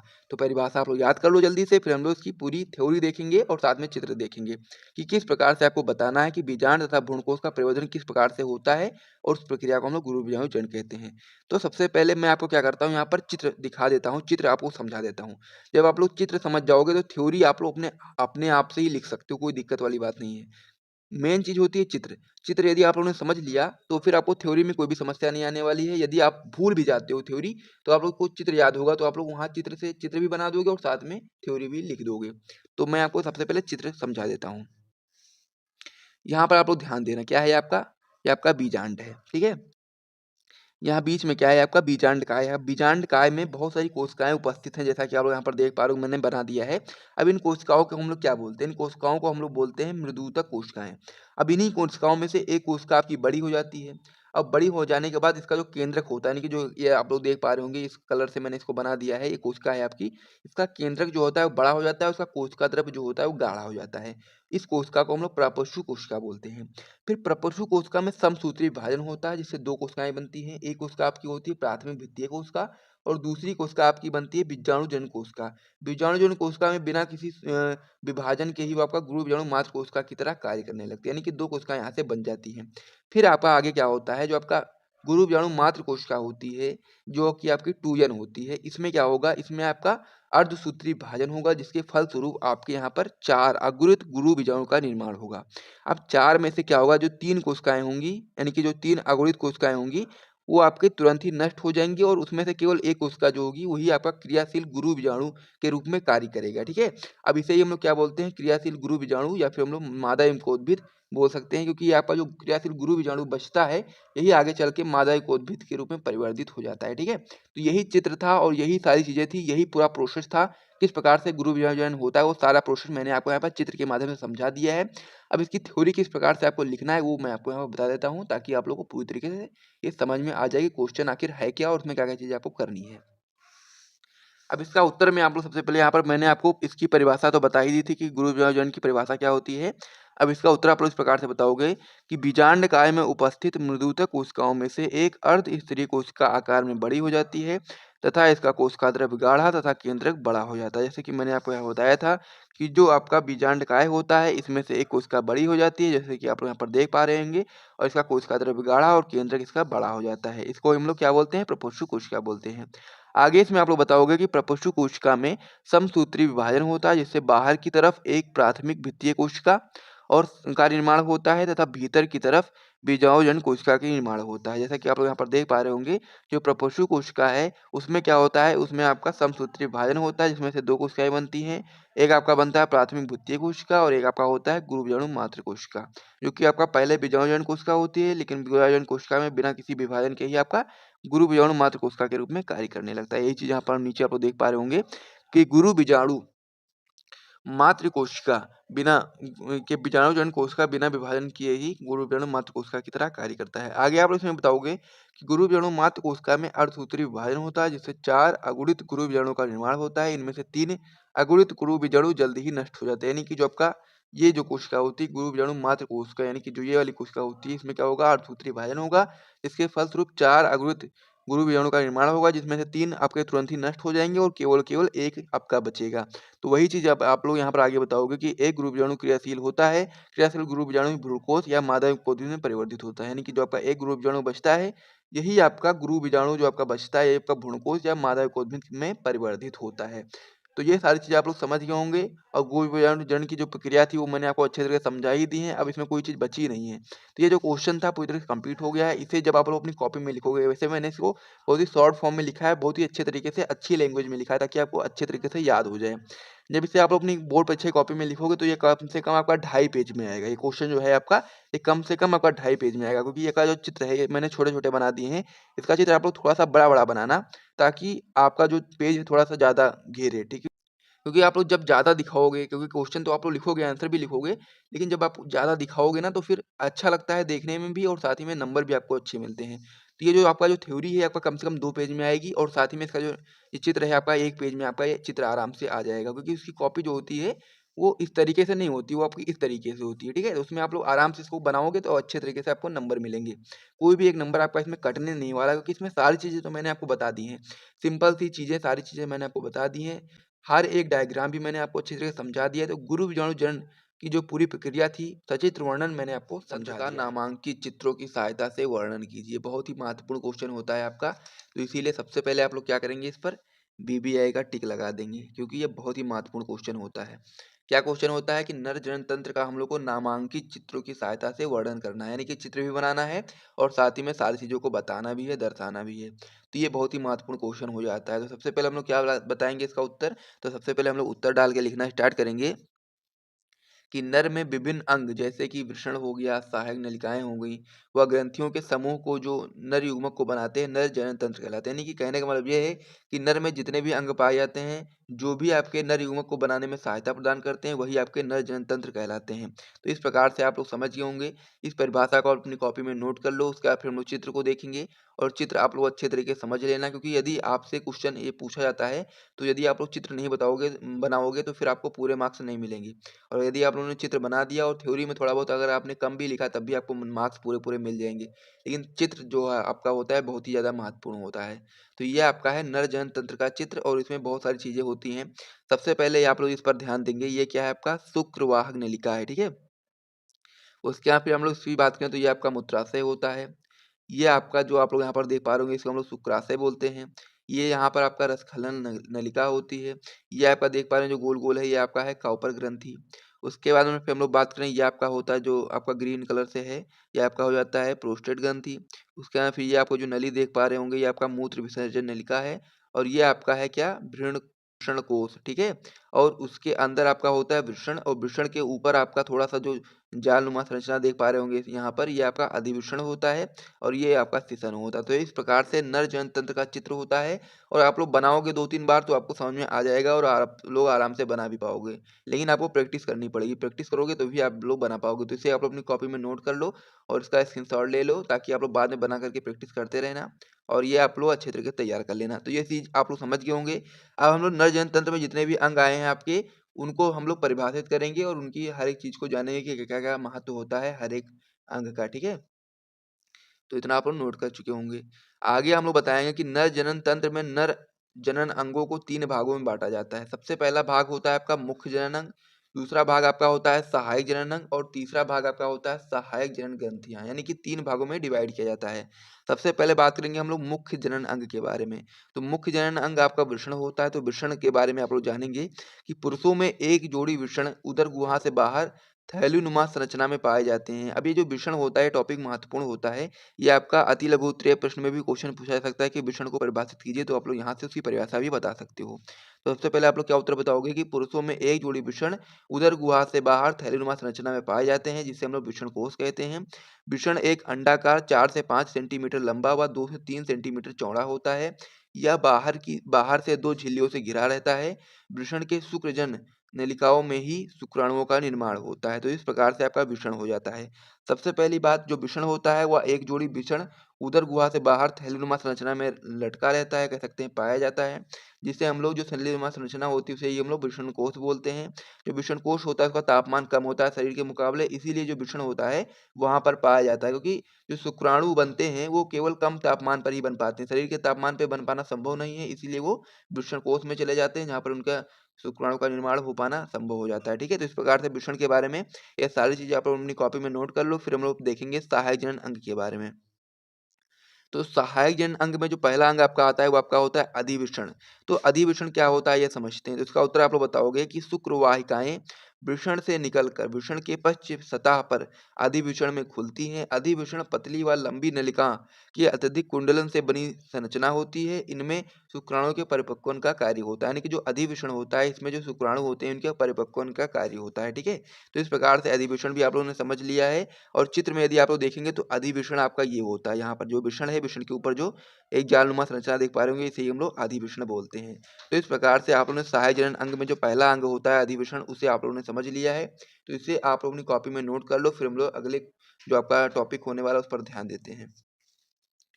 अब सहायक जनन अंग में जो आपका अगला टॉपिक होने वाला है आपका होने वाला है शुक्रवाहक नलिका।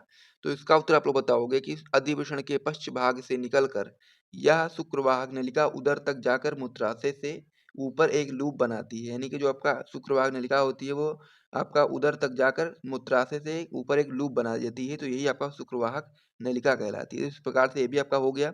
अगला पॉइंट इसमें आप लोग बताओगे शुक्राशय के बारे में कि शुक्राशय क्या होता है। तो आप लोग इसमें उत्तर बताओगे कि यह एक जोड़ी मूत्राशय के पीछे स्थित होते हैं तथा ये वीर्य का लगभग 60% भाग बनाते हैं, यानी कि जो शुक्राशय होता है वो आपका वीर्य का 60% भाग बनाता है। तो इस प्रकार से ये भी आप लोगों ने समझ लिया है। आगे आप लोग इसमें बताओगे कि मूत्र मार्ग। तो मूत्र मार्ग में इसमें आप लोग बता सकते हो कि मूत्र तथा वीर्य इसी मार्ग से शरीर के बाहर जाते हैं। तो ये भी आप लोग समझ गए होंगे। इसमें कोई भी आपको ऐसा तो होगा नहीं कि कोई समझ में नहीं आ रहा होगा, सारी चीजें समझ में आ रही होंगी आराम से। आगे आपका लास्ट में होता है सिसन। तो इसका आप लोग बताओगे कि यह मैथुन अंग है। मूत्र नलिका सिसन के रास्ते बाहर खुलती है। तो इस प्रकार से आपके सहायक जनन अंग कंप्लीट हो गए और मुख्य जनन अंग कंप्लीट हो गए। अब हमारी बारी है सहायक जनन ग्रंथियों के बारे में। और सहायक जनन ग्रंथियां जैसे आप लोग कंप्लीट करोगे फिर ये आपका जो क्वेश्चन होता है ये पूरी तरीके से कंप्लीट हो जाएगा। ठीक है, तो इसे आप लोग ध्यान से देख लो। तो सहायक जनन ग्रंथियां में जो पहली ग्रंथि आपकी होती है वो आपकी होती है प्रोस्टेट ग्रंथि। तो इसमें आप लोग बताओगे कि यह एक सघन ग्रंथि है जो मूत्र नलिका के आधार के चारों ओर होती है। ये वीर्य का लगभग 20 से 25% भाग बनाती है। ठीक है, तो ये आपका कॉपर ग्रंथि हो जाती है। तो ये आपका प्रोस्टेट ग्रंथि हो जाती है जो कि आपका वीर्य का 20 से 25% भाग बनाती है। सहायक जनन ग्रंथियों में जो आपकी अगली ग्रंथि है वो आपकी हो जाती है काउपर ग्रंथि। तो इसका आप लोग बताओगे कि इसका श्रवण सिसन में स्नेहक का कार्य करता है। यह एक जोड़ी मूत्र मार्ग के दाएं व बाएं ओर स्थित होती हैं। तो इस प्रकार से ये भी आपका क्वेश्चन कंप्लीट हो गया है और इसे आप लोग अपनी कॉपी में नोट कर लो। यानी कि जो आपका क्वेश्चन था कि नर जनन तंत्र का नामांकित चित्रों की सहायता से वर्णन कीजिए, वो क्वेश्चन आपका पूरी तरीके से कंप्लीट हो गया है। सबसे पहले हम लोगों ने नर जनन तंत्र के बारे में परिभाषा को समझा, उसके बाद फिर हम लोग नर जनन तंत्र के चित्र को देखा और उसके बाद में फिर नर जनन तंत्र में जो आपके 3 मुख्य अंग होते हैं, जिसमें पहला होता है मुख्य अंग जिसमें आपका वृषण होता है उसे देखा। उसके बाद फिर आपका सहायक जनन अंग होता है जिसमें सबसे पहले आपका अधिवृषण होता है। उसके बाद में फिर आपका हो जाता है यहाँ पर शुक्रवाहक नलिका। उसके बाद में फिर आपका शुक्राशय, फिर मूत्रमार्ग, फिर सिसन। तो इस प्रकार से ये आपका हो गया सहायक जनन अंग। उसके बाद फिर हम लोगों ने सहायक जनन ग्रंथियों के बारे में देखा, जिसमें आपकी 2 ग्रंथियां थी, प्रोस्टेट ग्रंथि और क्रॉपर ग्रंथि। और इसी के साथ ये जो आपका क्वेश्चन था पूरी तरह से कंप्लीट हो गया है। वर्णन कीजिए। बहुत ही महत्वपूर्ण क्वेश्चन होता है, इसीलिए आप लोग यहाँ पर सबसे पहले वेरी वेरी इंपॉर्टेंट का टिक लगा लीजिए। फिर हम लोग इसका आंसर लिखना स्टार्ट करते हैं। तो वीडियो बहुत ही ज़्यादा महत्वपूर्ण होने वाली है, इसीलिए आप लोग वीडियो को ध्यान से देखो और अंत तक देखो। और इस क्वेश्चन को आप लोग आज ही अच्छे तरीके से तैयार कर लो, क्योंकि आपका क्वेश्चन जो है बहुत ही महत्वपूर्ण है और आपके बोर्ड परीक्षा में कई बार पूछा गया है। तो इसका उत्तर आप लोग बताओगे कि मादा जनन तंत्र को निम्नलिखित 3 भागों में हम लोग बांट सकते हैं। सबसे पहले हम लोग बांटेंगे मुख्य जनन अंग में। तो मुख्य जनन अंग क्या होता है मादा जनन तंत्र का, तो उसमें हम लोग बता सकते हो अंडाशय। तो अंडाशय जो आपका होता है वो मादा जनन तंत्र का मुख्य अंग होता है। तो इसमें आप लोग बताओगे कि यह मादा का प्राथमिक लैंगिक अंग है जो मादा युग्मक यानी कि अंड का निर्माण व स्टेरॉइड हार्मोन का उत्पादन करता है। आगे आप इसमें बताओगे कि उदर के नीचे दोनों ओर एक एक अंडाशय एक जोड़ी होते हैं, यानी कि उदर के नीचे जो अंडाशय होते हैं वो एक एक उपस्थित होते हैं। तो इस प्रकार से आप लोग समझ गए होंगे। आगे इसमें हम लोग बताएंगे यहाँ तक आप लोग नोट कर लीजिए, फिर हम लोग अगले पेज पर देखेंगे आगे का इसका उत्तर।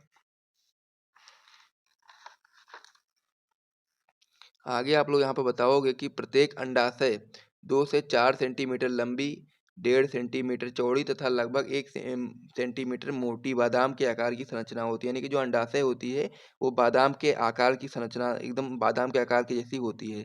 तो इस प्रकार से ये पॉइंट भी आप समझ गए होंगे। आगे आप उसमें बताओगे कि यह श्रोणि भित्ति से लिगामेंट द्वारा उदरीय गुहा में लटके होते हैं। तो इस प्रकार से जो आपका अंडाशय था, इसमें आपको इतने पॉइंट याद रखने हैं और जब भी आपका क्वेश्चन पूछा जाएगा तो आपको इतना पॉइंट यहाँ पर लिख देना है। मुख्य जनन अंग में सबसे पहले आपको हेडिंग लगानी है अंडाशय का, उसके बाद फिर आपको यहाँ तक लिख देना है। उसके बाद में फिर आप लोग क्या करोगे, उसके बाद में फिर हम लोगों ने यहाँ पर क्या किया है, हमने यहाँ पर मादा जनन तंत्र का चित्र बनाया है। तो इस प्रकार से आपका मादा जनन तंत्र का चित्र होता है। तो इसे आप लोग अपनी कॉपी में बना लो एक बार, और या फिर हो सके तो आप लोग स्क्रीनशॉट ले लो, बाद में आप लोग इसे बना करके प्रैक्टिस कर लेना 2-3 बार, बहुत ही आसानी से आप लोग बना पाओगे। ठीक है, तो इस प्रकार से क्या होता है आपका, ये आपका होता है स्त्री जनन तंत्र की संरचना, यानी कि मादा जनन तंत्र की संरचना। तो ये संरचना होती है, तो इसमें क्या क्या पॉइंट होते हैं उसे आप लोग देख लीजिए। ये आपका होता है अंडवाहिनी, जो आपका ये चीज होती है आपका अंडवाहिनी होती है। यह आपका अंडाशय होता है, जो आप लोग ये चीज देख पा रहे होंगे। ठीक है, ये आपका गर्भाशय होता है। उसके बाद फिर यह जो आपका यहाँ पर है, ये आपका गर्भाशय ग्रीवा होता है, और ये लास्ट में जो नीचे होता है योनि होता है। तो इस प्रकार से मादा जनन तंत्र का चित्र इस प्रकार से होता है। तो इसे आप लोग अपनी कॉपी में बना लो और इसे अच्छे तरीके से प्रैक्टिस कर लो, क्योंकि यदि आपसे क्वेश्चन पूछा जाएगा कि मनुष्य में मादा जनन तंत्र का सचित्र वर्णन कीजिए, तो इसमें आपको ये चित्र बनाना ही पड़ेगा। जब आप लोग चित्र बनाओगे तभी आपको पूरे पूरे मार्क्स मिलेंगे। तो यहाँ तक आप लोग समझ गए होंगे। तो इतना आप लोग चित्र बना लो, या फिर आप लोग हो सके तो स्क्रीनशॉट ले लो, फिर हम लोग आगे बढ़ते हैं। तो मादा जनन तंत्र में हम लोग मुख्य अंग पढ़ चुके थे, अब हम लोग पढ़ेंगे सहायक अंग। तो सहायक अंग में जो आपका पहला सहायक अंग है वो आपका हो जाता है अंडवाहिनी। तो अंडवाहिनी में हम लोग बताएंगे कि यह एक जोड़ी पेशीय व नलिकाकार होती है। यह अंडाशय से गर्भाशय तक इसकी गुहा पश्चमाभी इपिथेलियम से स्थित होती है। प्रत्येक अंडवाहिनी में आपके 3 भाग होते हैं। पहला भाग होता है कीपक, दूसरा आपका होता है तुम्बिका, और तीसरा आपका हो जाता है संकीर्ण पथ। तो इस प्रकार से अंडवाहिनी होती है। तो यहाँ तक आप लोग इसे अपनी कॉपी में नोट कर लो, फिर हम लोग सहायक अंग अंग का जो दूसरा भाग होने वाला है उसको हम लोग देखते हैं। सहायक अंग में हम लोग दूसरा अंग बताएंगे गर्भाशय। तो इसमें आप लोग बताओगे कि मादा में केवल एक गर्भाशय पाया जाता है, जिसे बच्चेदानी भी कहते हैं। यह 8 सेंटीमीटर लंबी खोखली पेशीय होती है। इसमें रक्त की प्रचुर मात्रा में पूर्ति होती है। यह भी श्रोणि भित्ति से लिगामेंट द्वारा जुड़ी होती है। तो इस प्रकार से आपका जो सहायक अंग थे, इसमें 2 अंग मैंने आपको बता दिए हैं। आपका एक अंग और बचा है, उसे भी आप लोग पढ़ लीजिए। उसके बाद में फिर आप लोग क्या करेंगे, यही चीज़ वहाँ पर आपको लिख के आना है और पूरे पूरे आपको मार्क्स वहाँ पर मिलेंगे। ठीक है, तो इतना आप लोग एक बार सबसे पहले नोट कर लीजिए, फिर हम लोग अगले पेज पर बढ़ते हैं।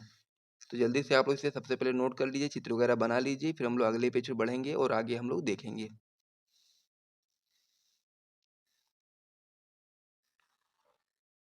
तो इस प्रकार से आप लोगों ने यहाँ तक नोट कर लिया होगा। तो चलिए अब हम लोग अगले पेज पर बढ़ते हैं। सहायक अंग में हमारा जो अगला अंग हो जाता है आपका हो जाता है योनि। तो इसमें हम लोग बताएंगे कि गर्भाशय पतली ग्रीवा द्वारा योनि में बदलता है। योनि मैथुन के समय पुरुष से वीर्य ग्रहण करने का कार्य करती है। तो इस प्रकार से ये भी आपका पॉइंट हो गया है, इसे भी आप लोग अपनी कॉपी में नोट कर लो। उसके बाद में फिर हम लोग सहायक ग्रंथियों को देखेंगे, यानी कि जो आपका मादा जनतंत्र होता है उसमें आपके 3 भाग होते हैं। सबसे पहला जो आपका मुख्य अंग होता है, दूसरा आपका होता है सहायक अंग, और तीसरा आपका होता है सहायक ग्रंथियाँ। मुख्य अंग में आपका अंडाशय होता है, सहायक अंग में आपका अंडवाहिनी, गर्भाशय एवं योनि होता है, और आपका सहायक ग्रंथियों में आपका बार्थोलिन ग्रंथियाँ और साथ ही में स्तन ग्रंथियाँ होती हैं। ठीक है, तो जो सहायक ग्रंथियाँ में जो आपकी पहली ग्रंथि है वो आपकी है बार्थोलिन ग्रंथियाँ। तो ये आपका होता है इसमें कि यह एक जोड़ी होती है जो मलाशय व प्रगाढ़ के बीच स्थित होती है। ये चिपचिपा द्रव स्रावित करती है जो मैथुन में सहायक होता है। तो इस प्रकार से बार्थोलिन ग्रंथियों के बारे में भी आप लोगों ने समझ लिया है। अब इसमें आगे आप लोग बताओगे स्तन ग्रंथियों के बारे में। तो इसमें आप लोग बताओगे कि यह एक जोड़ी होती है जो वक्ष के अधर भाग में स्थित होती है। यह दूध श्रावण करने वाली ग्रंथियां होती हैं। तो इस प्रकार से ये पॉइंट आप लोगों ने समझ लिया है, और साथ ही में जो आपका जो आपका क्वेश्चन होता है कि मनुष्य में मादा जनतंत्र का सचित्र वर्णन कीजिए, ये पूरी तरीके से आपका कंप्लीट हो चुका है। तो इसे आप लोग एक बार रिपीट कर लीजिए, फिर से देख लीजिए। सबसे पहले हम लोगों ने यहाँ पर हेडिंग लगाया है मुख्य जनन अंग। उसके बाद फिर हम लोगों ने अंडाशय के बारे में परिभाषित किया, क्योंकि अंडाशय जो आपका होता है वो आपका मुख्य जनन अंग होता है। उसके बाद में फिर हम लोगों ने स्त्री जनन तंत्र का चित्र बनाया है। इस प्रकार से आप लोग चित्र बना सकते हो। उसके आगे हम लोगों ने हेडिंग लगाई है सहायक अंग, और सहायक अंग में हम लोगों ने 3 अंगों के बारे में डिटेल में समझाया है आपको, और तीनों अंगों के बारे में आपको पता होना चाहिए, तभी आप लोग अपने बोर्ड एग्जाम में अच्छा स्कोर कर पाएँगे, और सारी चीज़ों को आप लिखोगे तभी आपको पूरे-पूरे मार्क्स मिलेंगे, ठीक है? उसके आगे हम लोगों ने क्या किया, उसके आगे हम लोगों ने यहाँ पर सहायक ग्रंथियों के बारे में आपको बताया, 2 ग्रंथियाँ आपकी महत्वपूर्ण होती हैं, उसे भी मैंने आपको समझा दिया है। तो इस प्रकार से ये क्वेश्चन आपका कंप्लीट हो गया। लक्षण की वंशागति किसे कहते हैं? मनुष्य में किसी एक लिंग सहलंग लक्षण की वंशागति को हम लोग को रेखा चित्र के द्वारा प्रदर्शित करना है। ये क्वेश्चन आपका बहुत ही ज़्यादा महत्वपूर्ण हो जाता है, तो इसीलिए आप लोग इस क्वेश्चन को अच्छे तरीके से अपनी कॉपी में नोट कर लो, और साथ ही में इसका उत्तर मैं अभी आपको कराने वाला हूँ, तो आप लोग ध्यान से देखना और उसको उत्तर को अच्छे तरीके से अपनी कॉपी में नोट करते हुए तैयार कर लेना, क्योंकि ये आपका क्वेश्चन महत्वपूर्ण होता है और आपके बोर्ड परीक्षा 2024 में इसकी आने की संभावना भी बहुत ज़्यादा है।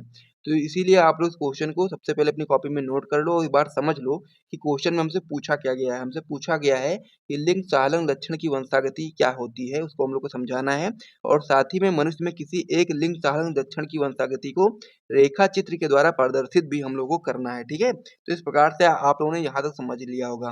तो चलो अब हम लोग इसका उत्तर देखते हैं। तो इसमें आप लोग बताओगे उत्तर में कि लिंग गुणसूत्र पर प्रायः लिंग लक्षण वाले जीन होते हैं। कभी-कभी लिंग गुणसूत्र पर लिंग लक्षण वाले जीन के अतिरिक्त कई लक्षण वाले जीन भी उपस्थित होते हैं।